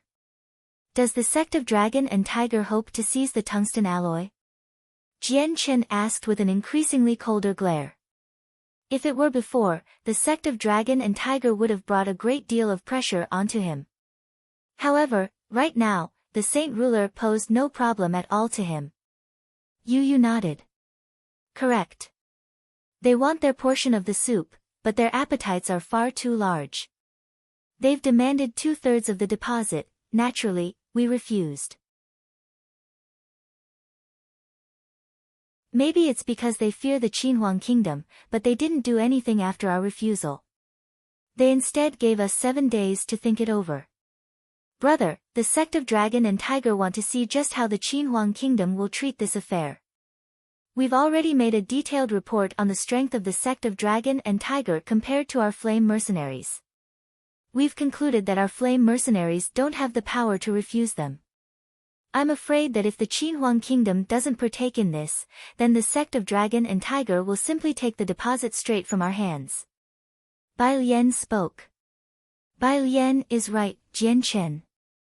Our only guarantee to the deposit is if the Qinhuang kingdom helps us. Our only connection to them is through you, and with how there's no time to lose, we had no other choice but to call you back using the twin jade pieces. Yu gave her input with a serious voice. This matter with the sect of Dragon and Tiger had given her a tremendous headache. How many days has it been since they gave us 7 days? Jian Chen asked. It's been 6 days already, tomorrow is the very last day. Ming Dong grimly answered. A cold sneer appeared on Jian Chen's face at that response. If that's the case, then we'll just wait for the sect of Dragon and Tiger to come. There's no need for everyone to worry, I'll handle the matter myself. Everyone had let out a sigh of relief when Jian Chen replied. They did not doubt in his words at all. Even those not of his inner circle knew of his other identity. He was the imperial protector of the Qinhuang kingdom, one of the 8 great empires. Just how could a person like that give his word so easily without the strength to back it up? With the problem regarding the sect of Dragon and Tiger resolved, everyone split up at the suggestion of Jian Chen. Soon enough, the grand halls of the palace became eerily empty with only a scant few people remaining. Standing up from his throne, Jian Chen looked to Ming Dong and then the rest. In the months they had been apart, Yu and Bai Lian both were the most fatigued-looking of the group. The past several days of managing the mercenaries must have taken a considerable amount of energy from them. To apologize, Jian Chen gave a small smile. Lianer, the past few days must have been hard on you. Perhaps I shouldn't have thrown such a burdensome task to you too. I can tell that you two are far more exhausted than when I last saw you two. Bai Lian gave a sweet smile in response to him. Brother, don't worry about me. The Flame Mercenaries is just at the developing stage since it only recently was formed, so there's lots to do. It should become easier with time. I'll be sure to find some people who are adept in management and are trustworthy. With such people around to help, that'll alleviate some of your pressure. Jian Chen proposed. Brother, I've already considered finding someone. There's quite a number of people I think would be good at managing others. Zhan Tian in particular. Bai Lian replied. Zhan Tian. Jian Chen was alarmed. He remembered this man since he was the captain of the Carnage Mercenaries. Zhan Tian is a dependable person, let's have him undertake this responsibility then. Jian Chen spoke after some time to think. Got it. Afterward, Jian Chen took out a small fist-sized fruit from his space ring and handed it to Bai Lian with a smile. Lianer, this is a geo fruit, a 10,000-year-old heavenly resource. I bought this in an auction house in Mercenary City to help change your cultivation. Once you eat this fruit, your body will become extremely suitable for cultivation. In the future, you'll find almost no obstacles in your path. Brother, you must have spent so much money for this. Bai Lian was deeply moved. Her eyes stared at the geo fruit in front of her with the slight hint of tears starting to form. Unable to stop himself from smiling, Jian Chen replied, money is of no concern. As long as it'll benefit Lianer, then all the money spent is worth it. From the side, Nubi stared at the geo fruit in Jian Chen's hand, using a 10,000-year-old heavenly resource to change the body of an ordinary person. What a spendthrift you are. This is a treasure even saint rulers use to prolong their lives.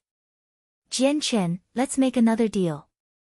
If you give this geo fruit to me, I'll follow you around for another 3 years.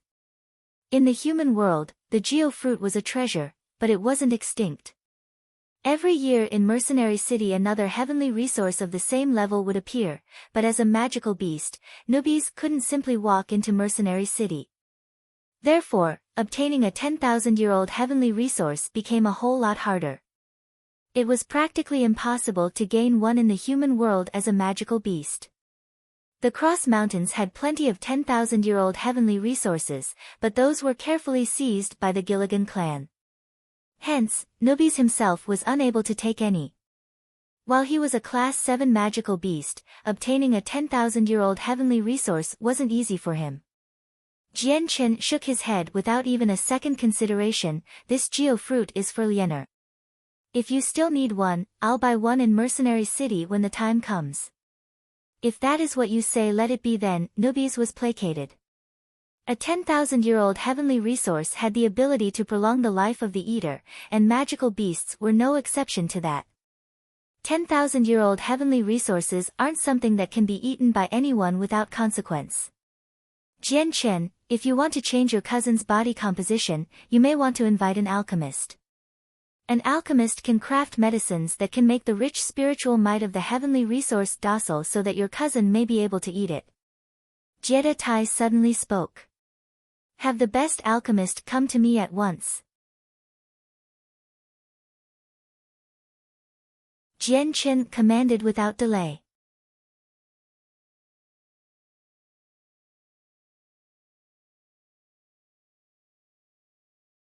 Chapter 640, dealing with the sect of Dragon and Tiger. About 10,000 meters high in the sky above the Qinhuang Kingdom, the faint image of a person could be seen surrounded by a sea of clouds. With those clouds in the way, neither of the four imperial protectors had seen or sensed his existence. The astral figure was currently staring down at the space gate in the center of the Qinhuang Kingdom's palace. The figure's fists were clenched tightly and his teeth were gritted angrily as he spat. Blasted scoundrel. He escaped through the space gate. How troublesome, I didn't even have time to place a tracer on him. Where has he gone? I'll have to waste even more time and energy now, blast. The figure thought to himself in anger. But then a thought struck him. Jian Chen is an imperial protector of the Qinhuang Kingdom. This means that if I pay attention to what they say in the kingdom, I'll be able to figure out where he has gone to. With the plan set, the figure then faded away from sight. All of the Heavenly Eagle Kingdom had been transformed into the territory of the Flame Mercenaries, but with the previously hidden tungsten alloy now known throughout the area, countless of smaller kingdoms had been enticed. However, not a single one of them had been spurred into action besides the sect of Dragon and Tiger. The pressure that came from the threat of the sect of Dragon and Tiger was alleviated with the return of Jian Chen. Although Jian Chen didn't fear the sect, he didn't wish to make a preemptive strike against them either. Instead, he wanted to wait 2 days for the sect to come. Jian Chen wanted the sect to come with large forces and war banners ready for battle. He then wanted them to return back to where they came, ashen-faced with dejection and defeat. On the morning of the second day, Jian Chen could be seen seated on top of the throne in the grand halls. Down beneath him was an older man bent down at the waist. He Yun pays his respects to the captain. Smiling at the elder, Jian Chen said, Master He Yun, they say that you are the most accomplished alchemist within this kingdom. What kind of alchemy are you capable of? Captain, as an alchemist, I've several accomplishments under my belt. As long as I possess the ingredients, I am capable of concocting many different high-leveled pills. He Yun respectfully answered. He knew that the young person in front of him was the leader of the Flame Mercenaries. The person who the 7 factions of the defunct Heavenly Eagle Kingdom swore allegiance to. I've a single 10,000-year-old heavenly resource. Master He Yun, would you be able to process it into a pill? Jian Chen calmly asked as if negotiating an everyday deal with He Yun. Like any other person, He Yun was startled to hear of a 10,000-year-old heavenly resource, but he was quick to recover. Captain, I hate to be one to disappoint, but a 10,000-year-old heavenly resource is beyond even my alchemical skills. I do not possess the ability to process such a treasure. Jian Chen, you don't have to make an alchemical pill from the 10,000-year-old heavenly resource. Your cousin's body can't handle the concentrated spiritual qi inside the heavenly resource. All the alchemist has to do is make that qi docile so that your cousin will be able to take it. Jie Tai explained to Jian Chen. Nodding, Jian Chen turned to look at He Yun. Master He Yun, would you be capable of this? Letting out a sigh in relief, He Yun cupped his hands. Captain, as long as I have the compatible ingredients, this is something that I can do. So be it then. I'll be relying on you, Master He Yun. Stay within the royal palace in the meanwhile, and I will deliver whatever ingredients you need with haste. Jian Chen decreed. Yes, Captain. In the blink of an eye, the 2 final days had gone by. Today would be the day, the deadline the sect of Dragon and Tiger gave to relinquish the vein of tungsten alloy to them. Several dozen Heaven Saint Masters floated anxiously waiting for the sect to arrive. Around the perimeter of the valley, even more Earth Saint Masters stood by.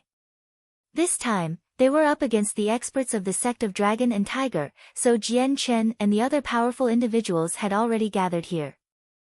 There were only 100 Earth Saint Masters to reduce the casualty count because of the fact that they would be more of a liability than helpful. Seated not too far away at an empty clearing in the valley was Jian Chen, Ming Dong, Dugu Feng, Tai Ta, Huang Wan, Yu Yu, Jie Tai, Nubis, Wang Yufeng, and Little Fatty. Chatting and eating at the table, not a single one of them looked as if they cared about the sect of Dragon and Tiger. This was the very first time he had stepped onto the continent. Little Fatty was extremely curious about everything. Without rest, he asked for guidance on many different facets and questions, and sometimes the extremely naive words of his caused everyone else to laugh out loud. Unwilling to disappoint, Wang Yufeng relentlessly explained every single little experience he had collected while exploring the continent to everyone there.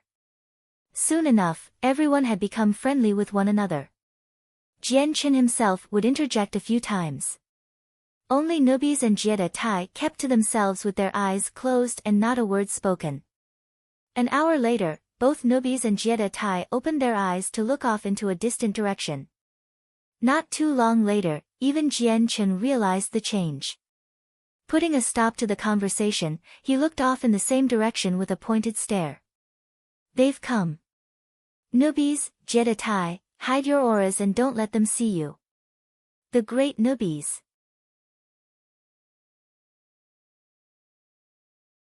Nubis muttered in dissatisfaction.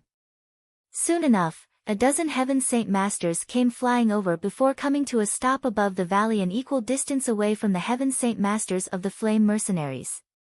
They were the men of the sect of Dragon and Tiger. Jian Chen stared down these new arrivals with a glare that could freeze water. Many of them were familiar faces, 3 of them were the ones he had once fought in front of their sect gates. Flame Mercenaries, your 7 days are up. I presume you've made your decision. The Sect Master, Chris, smiled. Sect Master Chris, I wonder what it is that you want us to consider. Why don't you come out and say it? Jian Chen replied to him while biting into an apple. Chris' eyes hovered over to Jian Chen before he clasped his hands together in greeting. So it's the captain of the Flame Mercenaries and Imperial Protector of the Qinhuang Kingdom. I, the incumbent sect master of the sect of Dragon and Tiger, greet you. Chris paused briefly before saying, Imperial Protector, we of the sect of Dragon and Tiger are here for the tungsten alloy deposit. As agreed upon before, we want 2/3 of the deposit, and the remaining third will be left to you. Sitting upright on the stool he sat on, Jian Chen stared daggers at Chris. How audacious your sect is to dare demand 2/3 of the resources. Do you think yourself capable of making such a demand? Instead of being angry, Chris only laughed. Imperial Protector, the Heavenly Eagle Kingdom was originally ours to manage and govern. Therefore, the tungsten alloy is within our territory and is our right as well. According to logic, the entirety of the vein should be ours, but out of respect for the Qinhuang Kingdom, we shall only take 2/3 of it and leave the rest to you. That is a reasonable and fair amount. What an overt excuse. Men of the sect of Dragon and Tiger, listen to me now. The Heavenly Eagle Kingdom and its territories have already been subjugated by my Flame Mercenaries. The tungsten alloy is therefore under our possession. I'll give you all a brief moment to leave. If you don't, then don't blame me for being rough with you. Jian Chen coldly responded as if unwilling to quibble with them any longer. How brazen, Jian Chen. This old man would like to see just how rough you'll be then. An elderly voice suddenly made itself known as it echoed through the sky. Right above the men from the sect of Dragon and Tiger, a single elderly man appeared out of nowhere. He was the saint ruler of the sect. Leveling a cold glare at the elder, Jian Chen gave an equally cold smile. Saint ruler of the sect of Dragon and Tiger, you've finally made your appearance, and here I thought you'd hide for a little longer. Expressionless, the saint ruler looked at Jian Chen. You aren't half bad at cultivation, but you are only still a heaven saint master. Without the Qinhuang kingdom behind you, you are merely a gnat in my eyes.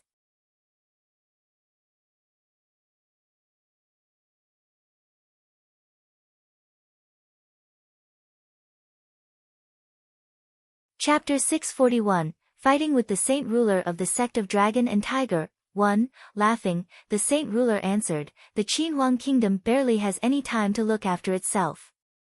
How could it spend extra time trying to reach here? Jian Chen, if you were hoping to look to the Qinhuang kingdom for support, then you should give up now and obediently hand over the tungsten alloy. I won't make things troublesome for you, but if you don't comply, then you'll know the consequences. Unless he was forced to, the saint ruler didn't want to kill Jian Chen in front of everyone. It was true that Jian Chen, as a heaven saint master, was as weak as an ant to him, but he was still an imperial protector of the Qinhuang kingdom. Even a saint ruler would hesitate to kill one of them so quickly. A troubled feeling tugged at Jian Chen's mind. It was a guess earlier that a worrisome matter had suddenly appeared for the Qinhuang kingdom. With the saint ruler confirming this guess of his, Jian Chen was still left unsure just what type of difficulties the Qinhuang kingdom was facing. I'll have to go see what's happening with the Qinhuang kingdom when I've the time. Jian Chen thought to himself. The Qinhuang kingdom had helped him so much already, so he wouldn't feel right doing nothing when there was trouble to be had. Now wasn't the time to be thinking about such a problem. Resuming the topic at hand, Jian Chen glowered dangerously at the saint ruler with an angry light in his eyes. Saint ruler, you don't have the right to speak to me like this anymore. At the last word, a layer of wind surrounded Jian Chen's body and brought him into the air to stand equal to him. There was such a strong intent to battle that it filled the entire area, seemingly freezing it. Yet, the saint ruler continued to look at him with the same look of contempt as before. Jian Chen was nothing more than a mere heaven saint master in his eyes. A person like that was as weak as an ant that could be swatted with the wave of his hand. Jian Chen, do you truly wish this old man to take action? The saint ruler questioned with a voice like ice. His patience was reaching its breaking point. Thus, the space between Jian Chen and the saint ruler became a battlefield. Observing the matters from afar, the dozen heaven saint masters, Ming Dong, and the others all looked grim. They were worried about Jian Chen since they all knew that a heaven saint master wasn't comparable to a saint ruler. Why hasn't the imperial protectors of the Qinhuang kingdom come yet? Are they really as busy as that saint ruler said, unable to help? If they don't come, then brother is in danger. Bai Lian anxiously spoke. Everyone thought that Jian Chen had already notified the Qinhuang kingdom, requesting them to send their imperial protectors since he had been extremely calm before. However, seeing Jian Chen in battle against a saint ruler without a single imperial protector appearing was something that made them all extremely worried and anxious. How impulsive Jian Chen is. The imperial protectors aren't even here and he's already angered the saint ruler. We don't have anyone that could fight one of those here. Dugu Feng muttered with furrowed eyebrows. Newbies couldn't help but laugh out loud when he heard both Bai Lian and Dugu Feng. Sorry to disappoint, but the imperial protectors you were expecting won't be coming. What? They won't be coming? Then how'll we be holding off the saint ruler then? Ming Dong started. Casting his eyes to the airborne Jian Chen, Newbies replied, hasn't someone already started? That saint ruler will take care of the enemy. What are you on about? Jian Chen is only a heaven saint master. How could he fight a saint ruler? Jian Chen questioned. I'll report to my ancestor, he should have the strength to deal with this saint ruler. Huang Wan's words and tone were panicked. Boom. Just as everyone was furiously discussing with one another on how to deal with this situation, the sound of a heavy explosion caused everyone to look back. The entire area shook from the shockwave of the blast, obscuring almost everything but Jian Chen and the Saint Ruler in battle.